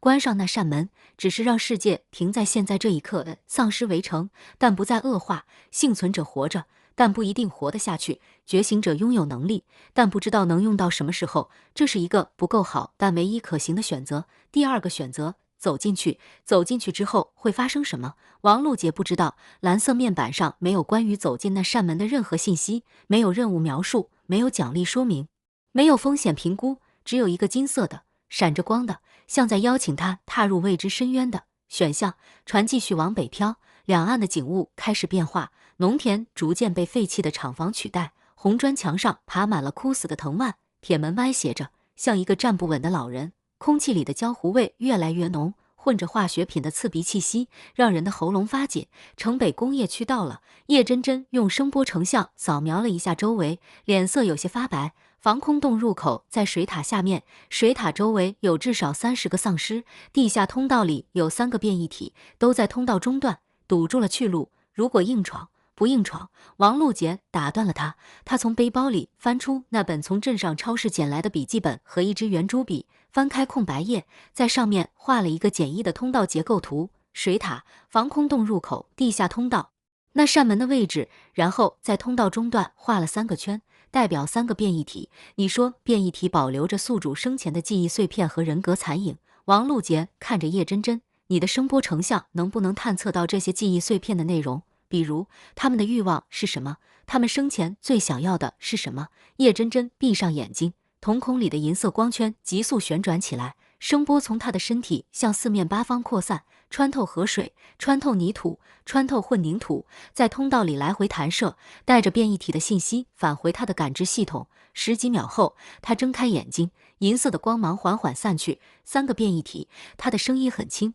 像是在描述一件自己都不敢相信的事情。第一个，生前是化工厂的工人，男，35岁左右。他死前的最后一个念头是：我想再看一眼我女儿。他的女儿在老家，他出来打工3年没回去过。第二个是个年轻女人，23岁，化工厂的化验员。她死前的最后一个念头是：我不想死在这里，我想回学校读完研究生。第三个是那个化工厂的厂长，57岁，他死前的最后一个念头是：我对不起他们。他在宿舍楼失火的时候，把逃生通道的门锁了，因为他怕工人逃跑会影响生产进度。那场火烧死了17个人，他是第18个。王璐杰握着笔的手停住了。3个变异体，3段未完成的欲望，一个想见女儿，一个想回学校，一个想赎罪。这些欲望在他们活着的时候没有被满足，在他们死后被 X 病毒捕获、封存、扭曲，变成了驱动他们行为的底层代码。他们不是邪恶的，他们只是被困住了，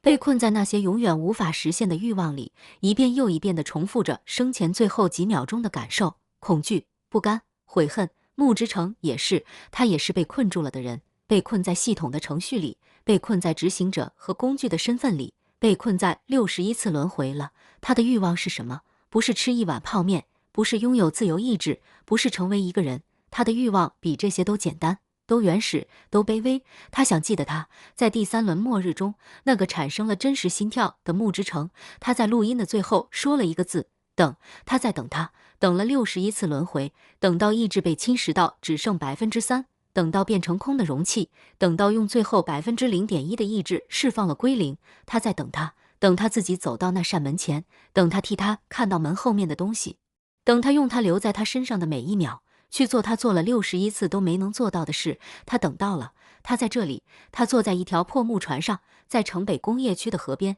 身后是他爸他妈和叶真真，头顶是末日后的蓝天，前面是水塔、防空洞、地下通道、那扇门以及门里面的，他不知道是什么，但他在这里，这就够了。王璐杰合上笔记本，把笔别在封面上的铁丝环里，站起来，船到了工业区的废弃码头。他爸把船靠岸，用绳子系在码头上生锈的铁桩上。赵秀兰开始收拾物资，把背包一个一个的递上岸。叶真真站在码头上，用声波成像持续监控着周围，瞳孔里的银色光圈一刻不停。王璐杰最后一个上岸，他站在码头上，回头看了一眼那条小木船，他浮在水面上。船底的积水反射着天光，木桨靠在船帮上，竹篙横在船舱里。一条破船载着他们从末日的第一天走到了第二天，从村庄走到了工业区，从生走到了还没有死。他转身朝水塔的方向走去，蓝色的面板在他视野里跳动着，倒计时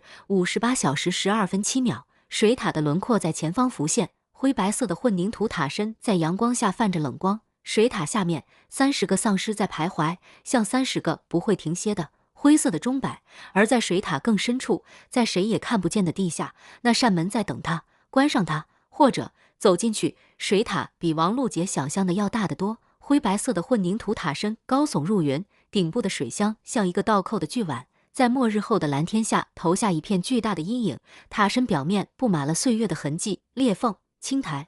锈迹斑斑的铁梯，以及不知道哪个年代用红漆喷上去的已经模糊不清的标语。丧尸在水塔底部徘徊，王璐杰藏在距离水塔200米外的一堵废弃围墙后面，透过墙上的裂缝观察着那群丧尸。30个左右，和叶真真的声波成像扫描结果一致，它们的分布不是均匀的，大部分集中在水塔的正面，也就是防空洞入口所在的位置。入口是一扇生锈的圆形铁门，扮演着像一张张开的正在等待什么的嘴。它们不是随机分布的。王璐杰压低声音，他们在守卫入口。叶真真蹲在他旁边，瞳孔里的银色光圈缓缓旋转着。声波成像的能力让他能看到丧尸体内 X 病毒的浓度分布，那是一种普通视觉无法感知的，像热成像一样的光谱信息。你说的对，叶真真的声音很轻。水塔周围的病毒浓度比其他地方高出3倍，入口处的浓度最高。有人或者有某种力量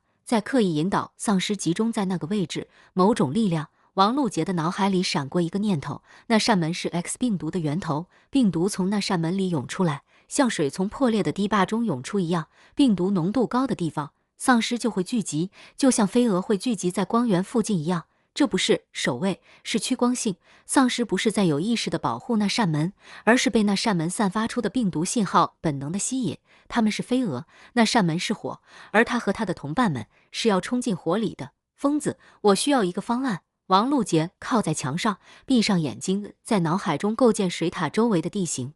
3小时前，叶真真用声波成像扫描了整个区域，把详细的3维结构图传给了他。这是叶真真能力的另一个用处，他的声波成像不仅能自己感知，还能通过物理接触将感知到的信息共享给其他人。王璐杰把手按在叶真真的肩膀上，那幅3维结构图就在他的脑海中清晰起来，像一张高精度的建筑蓝图。水塔下面的防空洞入口是一条向下延伸的斜坡通道，大约50米长，尽头是一扇钢制的防爆门。防爆门后面是一个约200平米的大厅，大厅的另一端就是那扇门。地下通道从防空洞的侧面分叉出去，通往城南的废弃车站。穆之成说的那条路，3个变异体堵在通道中段。叶真真的声波成像捕捉到了他们的形态，不是普通丧尸那种佝偻的、迟缓的姿态，而是直立的，近乎于人类的站姿。他们在通道里来回走动，像是巡逻，又像是在等待什么。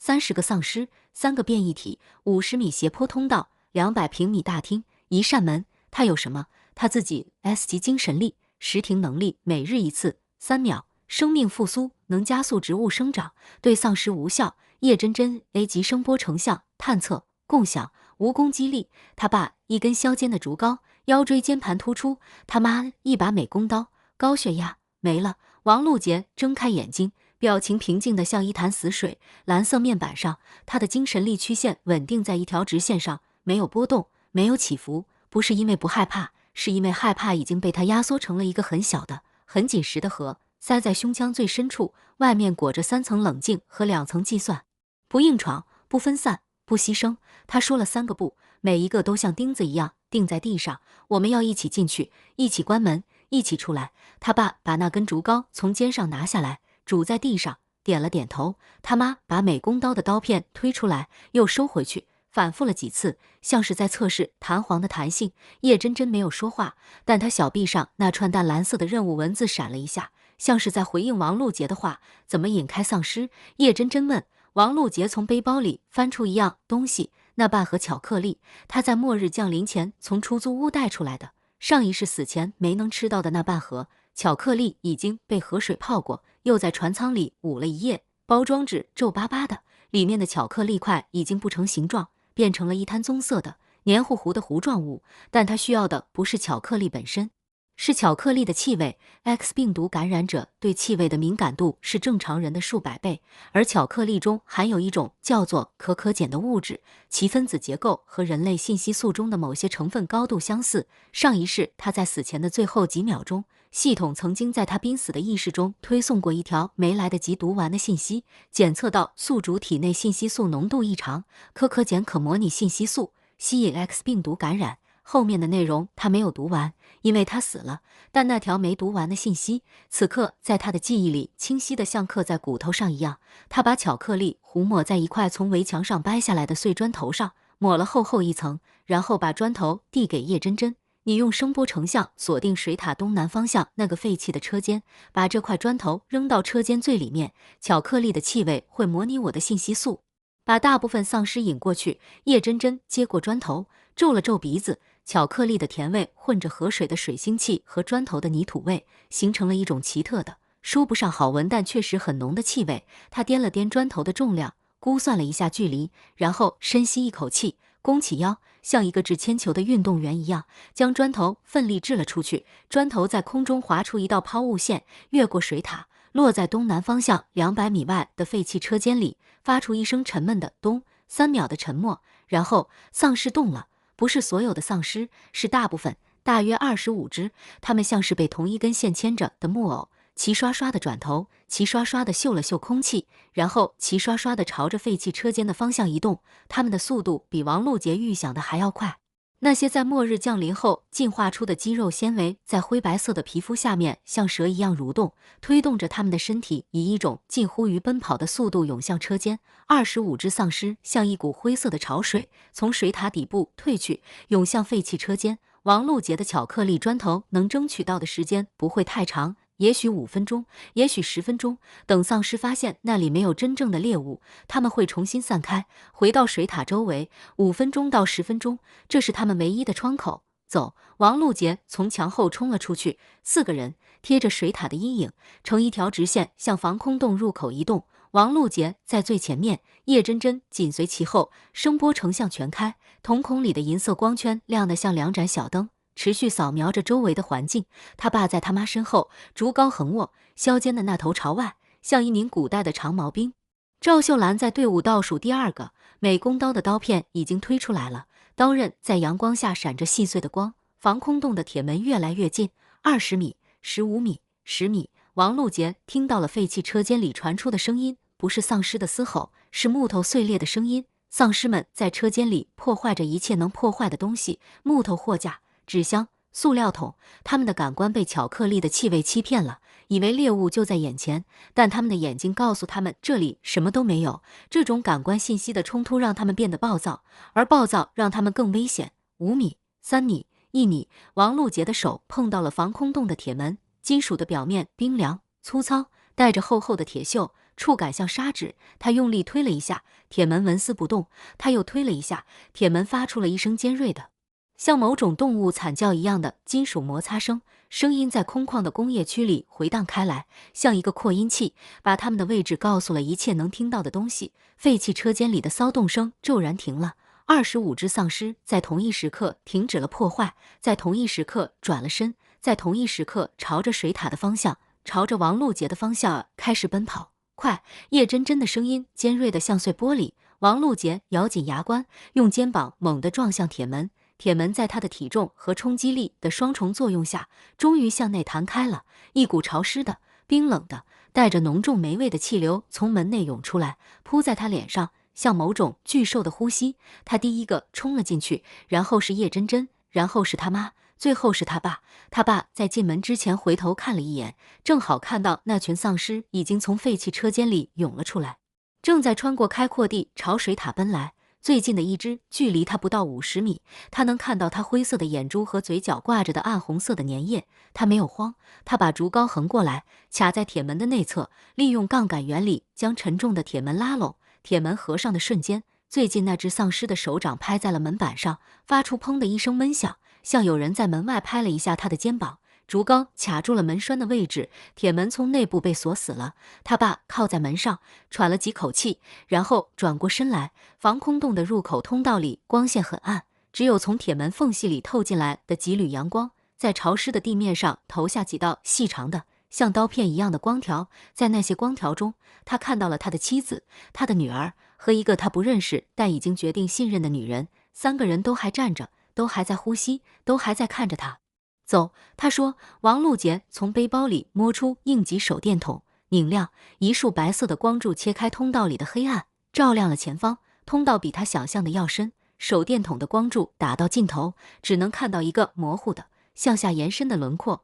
通道两侧的墙壁是粗糙的混凝土，表面覆盖着一层湿漉漉的、像苔藓又不是苔藓的东西，在手电光下泛着幽幽的绿色荧光。空气中弥漫着一种混合的气味，铁锈、霉味、化学品的刺鼻气息，以及一种更深层的，像是什么东西在很久以前腐烂后残留的淡淡的甜腐味。那是死亡的气味，但不是新鲜的死亡，是陈旧的、被时间腌制过的，已经不再有攻击性的死亡。4个人沿着斜坡通道往下走，脚步声在封闭的空间里被放大，每一步都像是在敲一面巨大的鼓，回声在墙壁之间来回弹射，像无数个隐形的跟随者。蓝色的面板在王璐杰的视野里闪烁着，倒计时的数字在通道的黑暗中显得格外刺眼。57小时3分41秒。通道尽头的防爆门出现在手电光中，那是一扇圆形的，像潜水艇舱门一样的钢制门，表面涂着斑驳的绿色防锈漆。门中央有一个巨大的旋转手轮。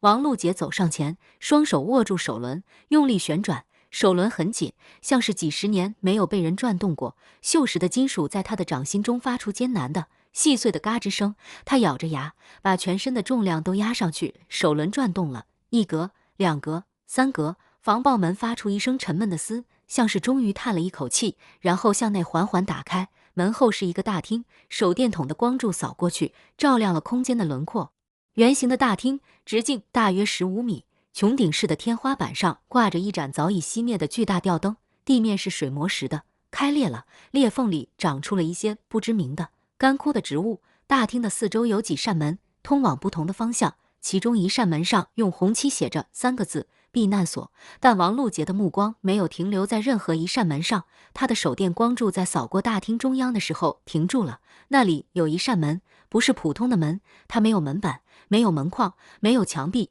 没有支撑，它就那样凭空立在大厅的中央，像一个被冻结在空中的巨大的镜框。但镜框里面映出的不是大厅另一侧的景象，而是一片他从未见过的、颜色和形态都无法用语言描述的空间。如果那算空间的话，那片空间在旋转，不是像漩涡一样的旋转，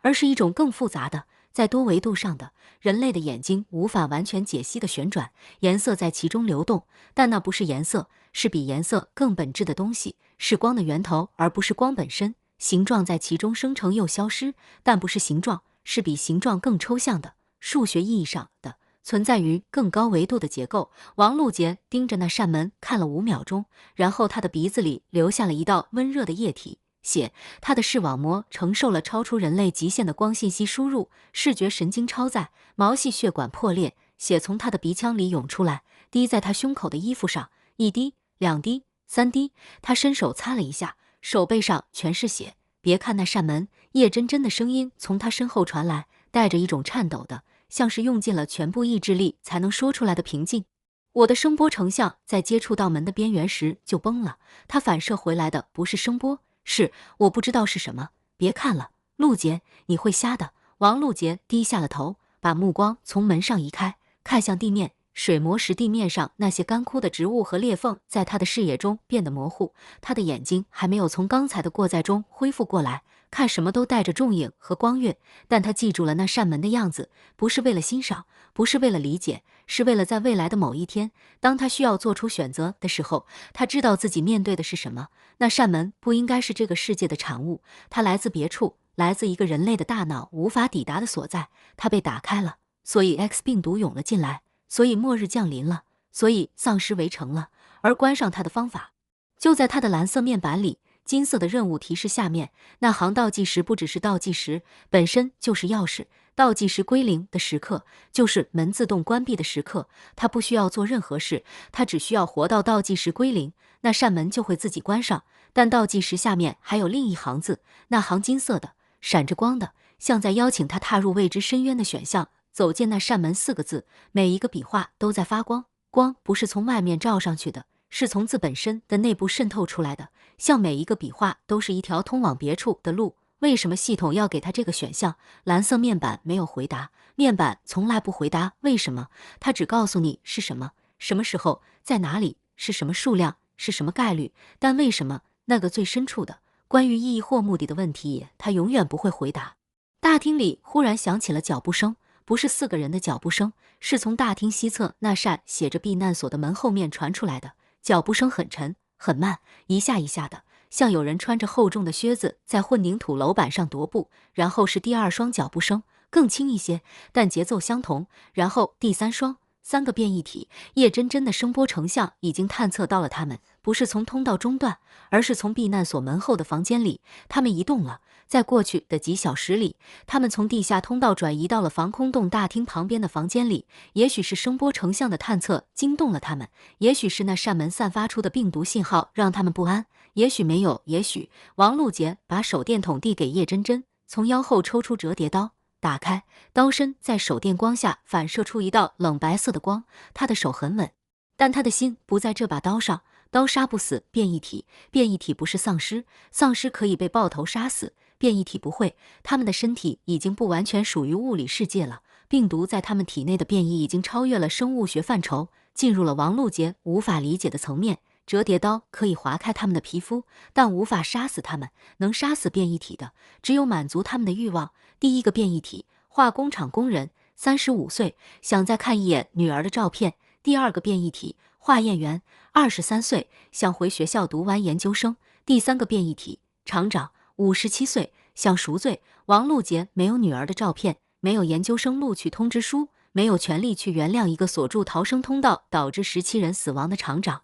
他什么都没有，他只有一把折叠刀，一个每日1次的识停能力和一颗 S 级的精神力种子。但他有叶真真的声波成像，声波成像能捕捉变异体的记忆碎片。那些欲望不是抽象的概念，是具体的，可感知的，像电影片段一样的画面和声音。如果能把这些记忆碎片提取出来，用某种方式呈现给变异体本身，叶真真、王璐杰的声音在安静的大厅里像一把刀一样锋利。你的声波成像能不能把变异体的记忆碎片投射出来？不是感知，是投射，让变异体自己看到自己的记忆。叶真真的眼眸猛地睁大了一点，她的银色瞳孔在手电光中剧烈地闪烁了一下，像是在进行某种高速的内部运算。我从来没试过，他说，理论上可能可以。声波成像的本质是发射声波并接收反射。反射波携带的信息中包含了目标物体的内部结构，变异体的记忆碎片不是物理结构，是意识层面的东西。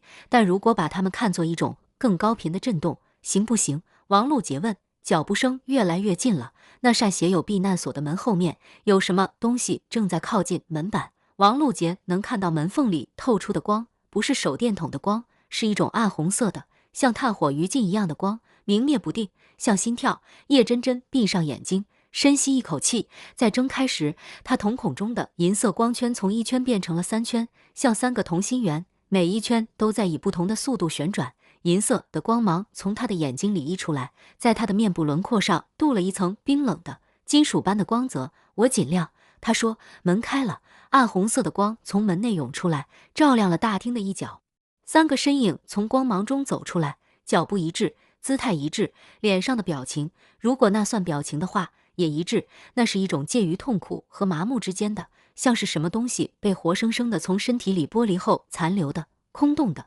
灰烬般的表情。王璐杰看到了他们生前的样子，走在最前面的是那个工人，矮胖的身材，粗糙的双手，指甲缝里嵌着永远洗不掉的化学颜料。他穿着化工厂的蓝色工作服，胸口的工牌还在。李德厚，生产部。工牌上的照片里，一个憨厚的、笑起来眼睛眯成一条缝的男人，和他此刻空洞的、灰烬般的脸形成了残酷的对比。第二个是那个年轻女人，她穿着白大褂，白大褂下面是一条碎花裙子，脚上是一双沾满了化学试剂的白色帆布鞋。她的长发在末日的混乱中散开了，披在肩上，发梢打着结。她的脸很年轻，23岁，研究生没读完，还没谈过恋爱，还没去过他想去的那个城市，还没吃过他想吃的那家餐厅。第三个是厂长，他穿着一件深灰色的夹克，头发花白，脸上的皱纹像刀刻的一样深。他走在最后面，脚步最沉，每一步都像是踩在某种他无法承受但又不得不承受的东西上。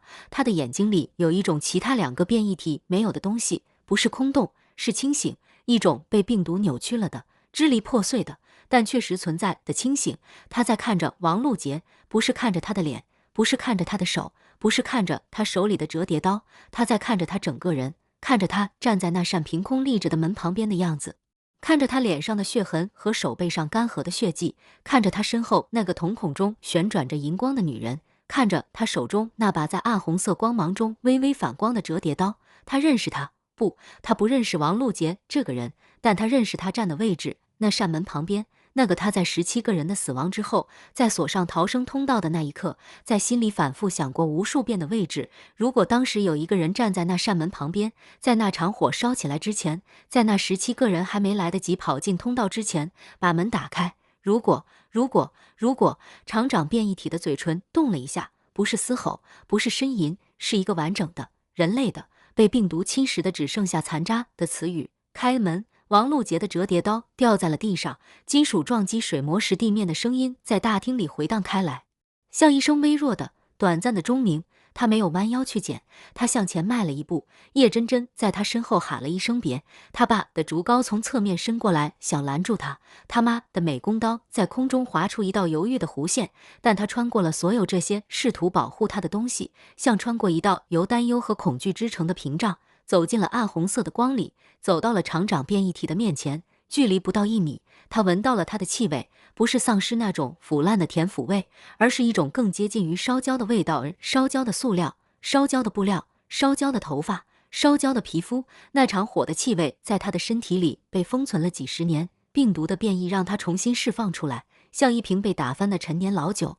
气味浓烈的让人窒息。王璐杰没有后退，他伸出手，不是拿刀的手，是空着的那只手，手心朝上，手指微微张开，像一个邀请，像他在河面上对叶真真伸出的那只手，像赵秀兰在末日后的第一个早晨给穆之成端上那碗泡面时端着搪瓷盆的手。那扇门，王璐杰的声音很轻，轻到只有他和厂长变异体才能听到。我会关上它。厂长变异体的眼睛，如果那还能叫眼睛的话，猛地收缩了一下，暗红色的光芒从他的瞳孔深处涌出来，像2盏被突然调亮的灯。他的嘴唇又在动了，这一次不是词语，是一种更原始的、更接近声音本身的声音，从他的喉咙最深处挤出来，像一台运转了几十年、从未停歇过的机器，终于发出了一声即将散架前的哀鸣。王璐杰听不懂那个声音，但蓝色面板替他翻译了。在厂长变异体的状态栏里，一段被病毒封存的记忆碎片像被解压缩一样展开，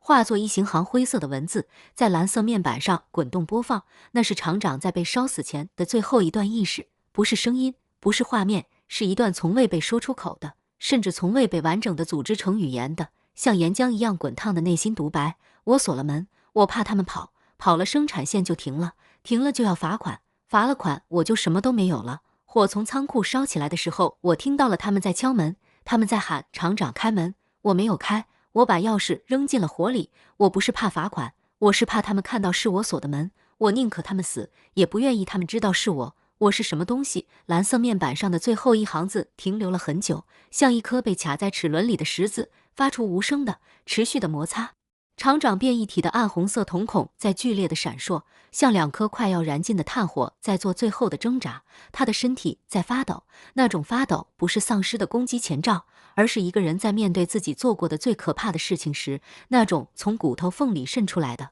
无法控制的生理性的颤抖。王璐杰依然伸着手，他不是厂长，他没有资格原谅他，他甚至不是那17个死在通道里的人中的任何一个，但他可以做一件事，把那扇门在他面前打开，不是那扇凭空立着的连接着未知维度的门，而是另一扇门，一扇他在过去的几十年里无数次在梦中想要打开，但永远够不到的门。那扇门只存在于他的记忆里，存在于那场大火发生前的那几秒钟，存在于他的钥匙还在口袋里，他的手还没有把门锁上的那个瞬间。王璐杰的蓝色面板闪了一下，实停能力的图标亮了，但不是被激活，是被另一种力量触发了衍生效果。生命复苏，这个能力不仅能让植物加速生长，还能让某些被冻结在时间里的东西重新流动起来。比如一段被封存了几十年的记忆，暗红色的光从厂长变异体的身上褪去了，取而代之的是一种温暖的金黄色的光，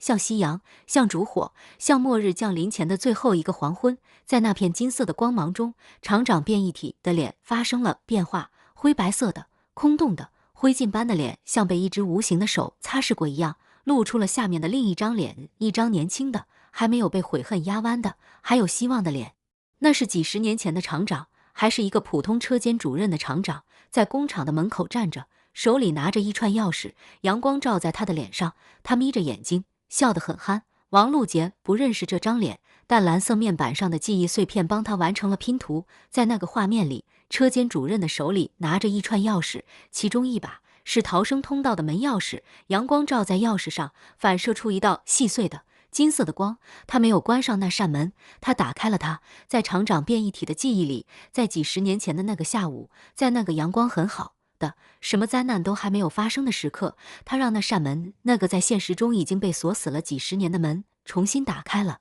厂长变异体的身体像一堵被拆掉了承重墙的房子一样，从内部开始坍塌，不是倒塌，是消散。灰白色的皮肤像风化的纸一样一片一片的剥落，露出下面的金色光芒。金色光芒越来越亮，越来越亮，亮到王璐杰不得不闭上眼睛。但他闭上眼睛之后，那道金色光芒依然在他的眼皮后面燃烧着，像一个微型的温暖的太阳。光芒散去之后，他睁开了眼睛，厂长变异体消失了，地面上只剩下一堆灰白色的像 ashes 一样的粉末，在手电光中微微反光。粉末的中央有一把钥匙，不是真的钥匙，是 X 病毒在消散过程中凝结出的某种他无法理解的物质形态的钥匙。他躺在那堆灰白色的粉末中，金属的光泽在手电光下流转，像是活的。蓝色面板弹出了一条新的提示：获得物品，记忆钥匙残圈，当前碎片1/3，集齐3把记忆钥匙，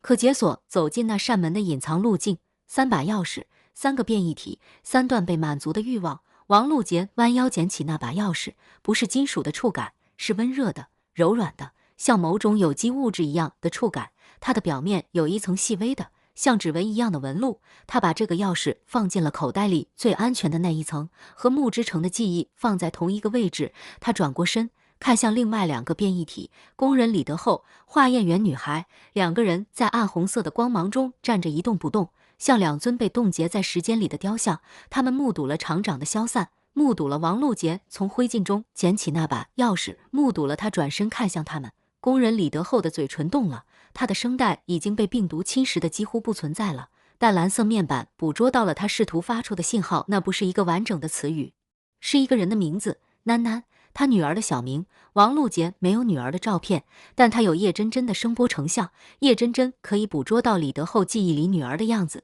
那个在老家等着父亲回去的小女孩。3年没见，父亲离开的时候她才5岁，扎着2个小辫子，穿着红色的棉袄，站在村口的大树下，哭着喊爸爸不要走。那个画面在李德厚的记忆深处被封存了30年，像一个被锁在箱子底层的发黄的边角已经磨损的照片，但它的像素比任何照片都高，因为那是父亲的眼睛看到的东西，是父亲的心记住的东西，是用所有的思念和愧疚反复冲刷过无数次的东西。叶真真走到了李德厚面前，他的银色3环瞳孔高速旋转着，声波从他的身体发出，穿透李德厚的身体，带着那些被封存的记忆碎片返回来，在他的视网膜上重新编码，再通过某种王璐杰无法理解的机制投射出来。大厅的半空中浮现出一幅画面，一个扎着双辫的小女孩，穿着红色棉袄，站在一棵大树下，画面在晃动，因为是父亲的视角，父亲在哭，手在抖，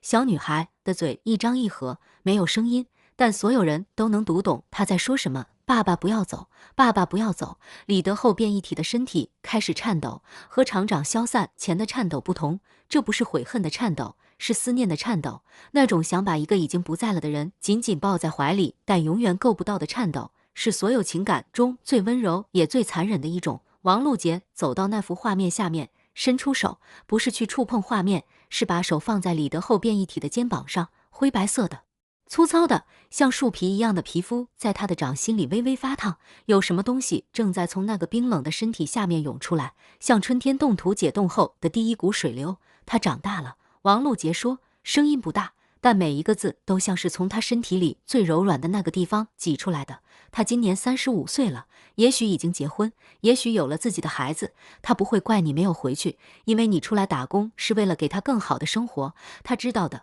他一直都知道。李德厚变异体的喉咙里发出了一声极其微弱的，像风穿过干枯的芦苇时发出的声音，不是喃喃，不是任何词语，是一种比语言更古老的关于听见了和我知道了和谢谢你的混合体。然后它开始消散，灰白色的皮肤剥落，露出下面的光，它的光是暖黄色的，没有厂长的金色那么耀眼，更柔和，更接近于黄昏时最后一缕阳光的颜色。它消散得很快，快到王璐杰还没来得及收回放在他肩膀上的手，它就已经变成了一堆灰白色粉末。粉末的中央躺着第2把钥匙，温热的，柔软的，带着细微指纹纹路的钥匙，记忆钥匙碎片2/3。王璐杰蹲下来，捡起第2把钥匙，和第1把放在一起，2个钥匙在他的口袋里轻轻碰触，发出像风铃一样细微的清脆的声音。他站起来，看向最后一个变异体，化验员女孩。女孩在暗红色的光芒中站着，一动不动，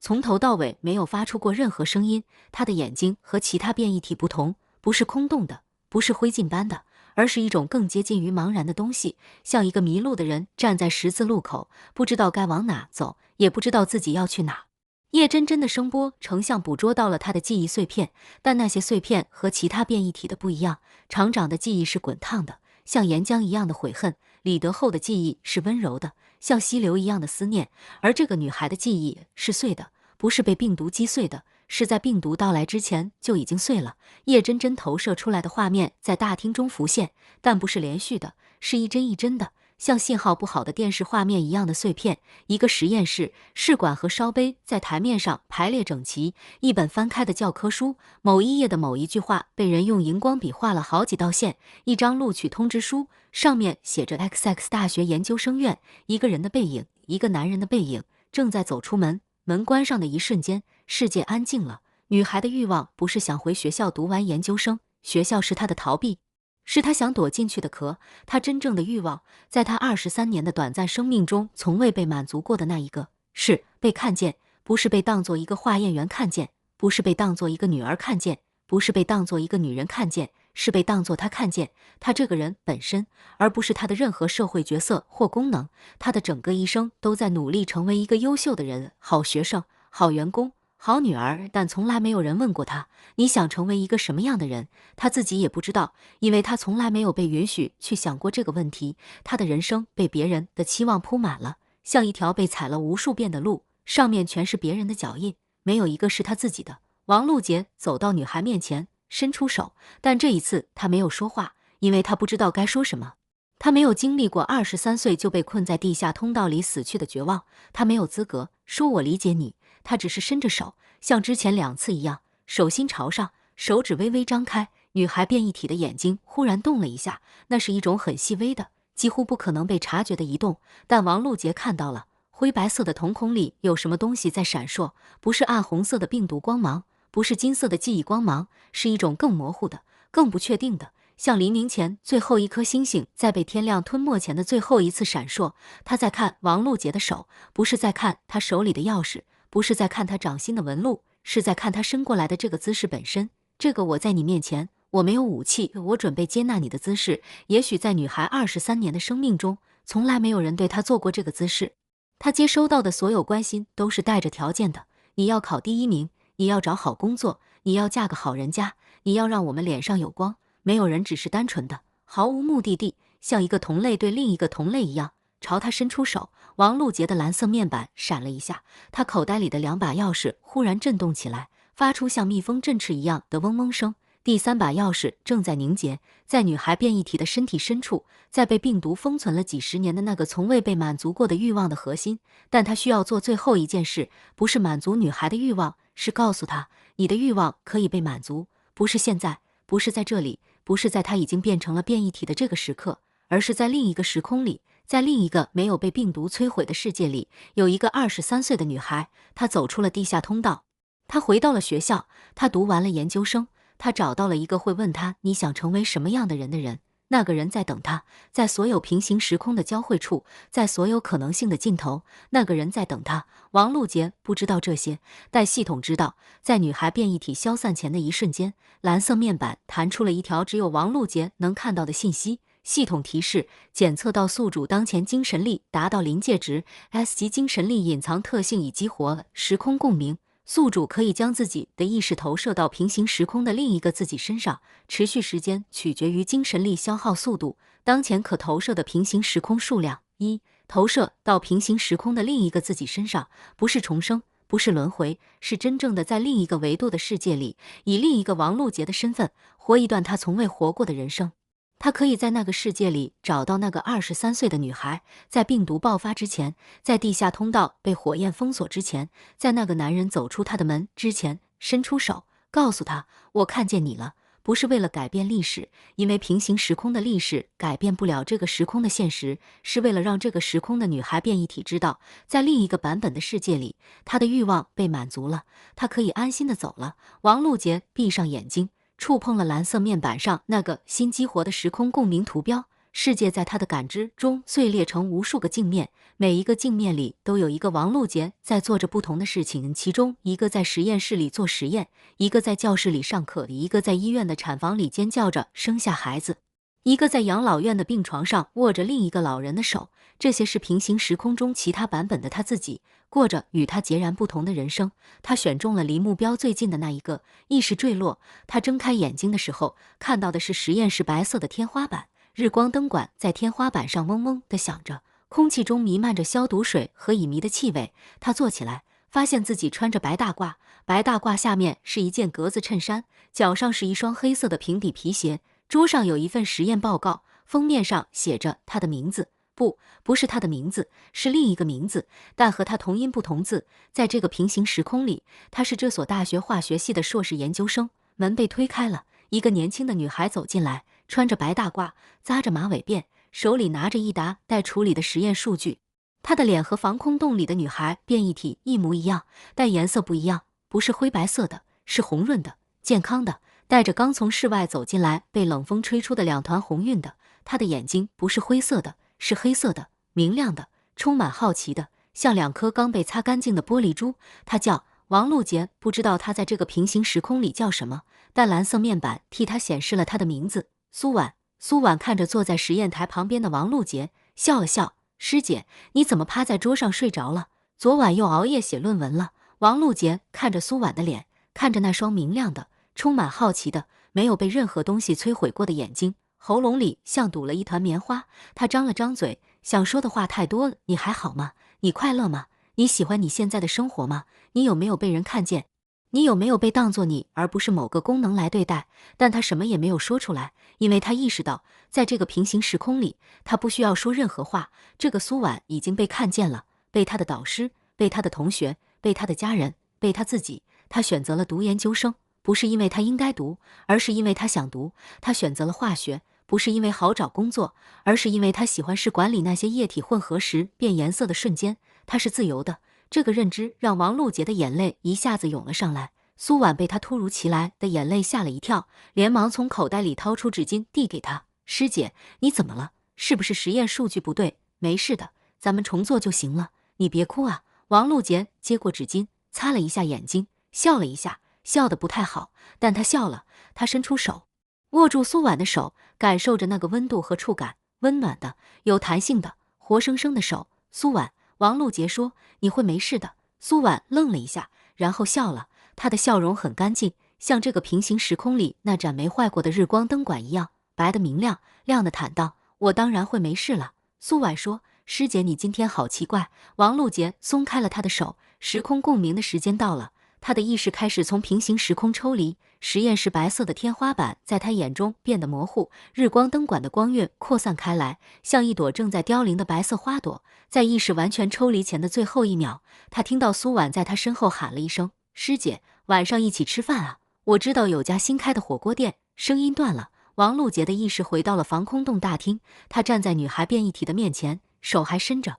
掌心朝上，手指微张，手心里有一滴眼泪，不是他自己的，是平行时空的王璐杰在松开苏婉的手时留下的。女孩变异体看着他，灰白色的瞳孔里那颗像黎明前最后星星一样的闪烁，慢慢的变亮了，不是病毒的光芒，不是记忆的光芒，是一种比那两种都更本质的，存在于生命最底层的，叫做被看见之后才会出现的光芒。然后他笑了，不是嘴角的上扬，因为他的面部肌肉已经不具备做出表情的功能了。他的笑是一种震动，一种从身体最深处涌上来的，像涟漪一样向外扩散的震动，传到了王璐杰伸出的手掌上，像一只无形的、温暖的、小小的手握住了他的手，震动持续了3秒钟，然后停止了。女孩变异体开始消散，灰白色的皮肤剥落，露出下面的光。它的光没有厂长的金色那么耀眼，没有李德厚的暖黄色那么柔和，而是一种更接近于黎明的颜色，深蓝色的夜幕和浅橙色的晨光交织在一起的那种渐变，边缘模糊，中心明亮，像一幅正在被画出来的画。粉末堆里，第3把钥匙躺在正中央，王璐杰蹲下来，捡起它，3把钥匙在他掌心里汇合，相互之间发出一种奇异的，像和弦一样的共鸣声。3个声音叠加在一起，形成了一个完整的、和谐的，像是什么东西终于被拼好了的声音。蓝色面板上，金色的任务提示发生了变化，记忆钥匙已集齐，隐藏路径已解锁。走进那扇门的入口不再是大厅中央的那扇门，而是你手中的3把钥匙，以及你口袋里的那枚黑色钥匙。将4把钥匙握在同一只手中，想象你想要去的地方，门会为你打开。4把钥匙，3把记忆钥匙，1把木之城留下的黑色钥匙。王璐杰把3把记忆钥匙和黑色钥匙一起握在右手手心里，4把钥匙在他掌心中震动着，像4颗心跳，木之城的心跳，李德厚的心跳，厂长的心跳，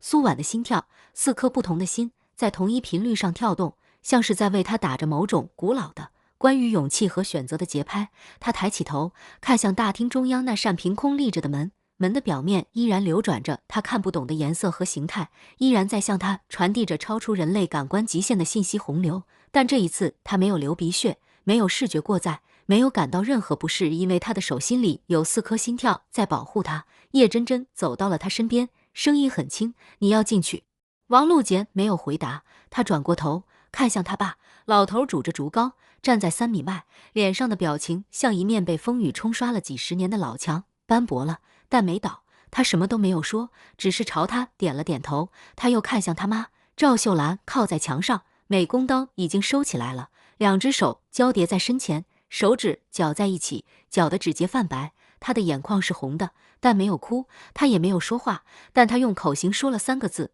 妈等你。王璐杰深吸一口气，转过身，面朝着那扇门，握紧手中的4把钥匙，闭上了眼睛。他想象了一个地方，不是防空洞，不是末日后的废墟，不是任何他去过的地方，是一个他从未见过但在这一刻无比清晰的地方。一片草地，春天的草地，草很绿很软，上面开着白色的小花。草地上有一条河，河水很清，能看到河底的鹅卵石。河的对面有一棵大树，树下站着一个人，那个人背对着他，穿着一件白色的 T 恤，头发有点长，被风吹得微微晃动。他的手里拿着一个搪瓷盆，盆里冒着热气，像是刚煮好的泡面。他没有喊他的名字，他握着4把钥匙，迈出了一步。蓝色的面板在他视野里疯狂闪烁，不是警告，不是提示，是烟花，无数金色的、银色的、彩色的光点在面板上炸开，像新年的夜空，像末日后第一个清晨的日出，像所有已经逝去的和将要到来的一切美好事物的总和。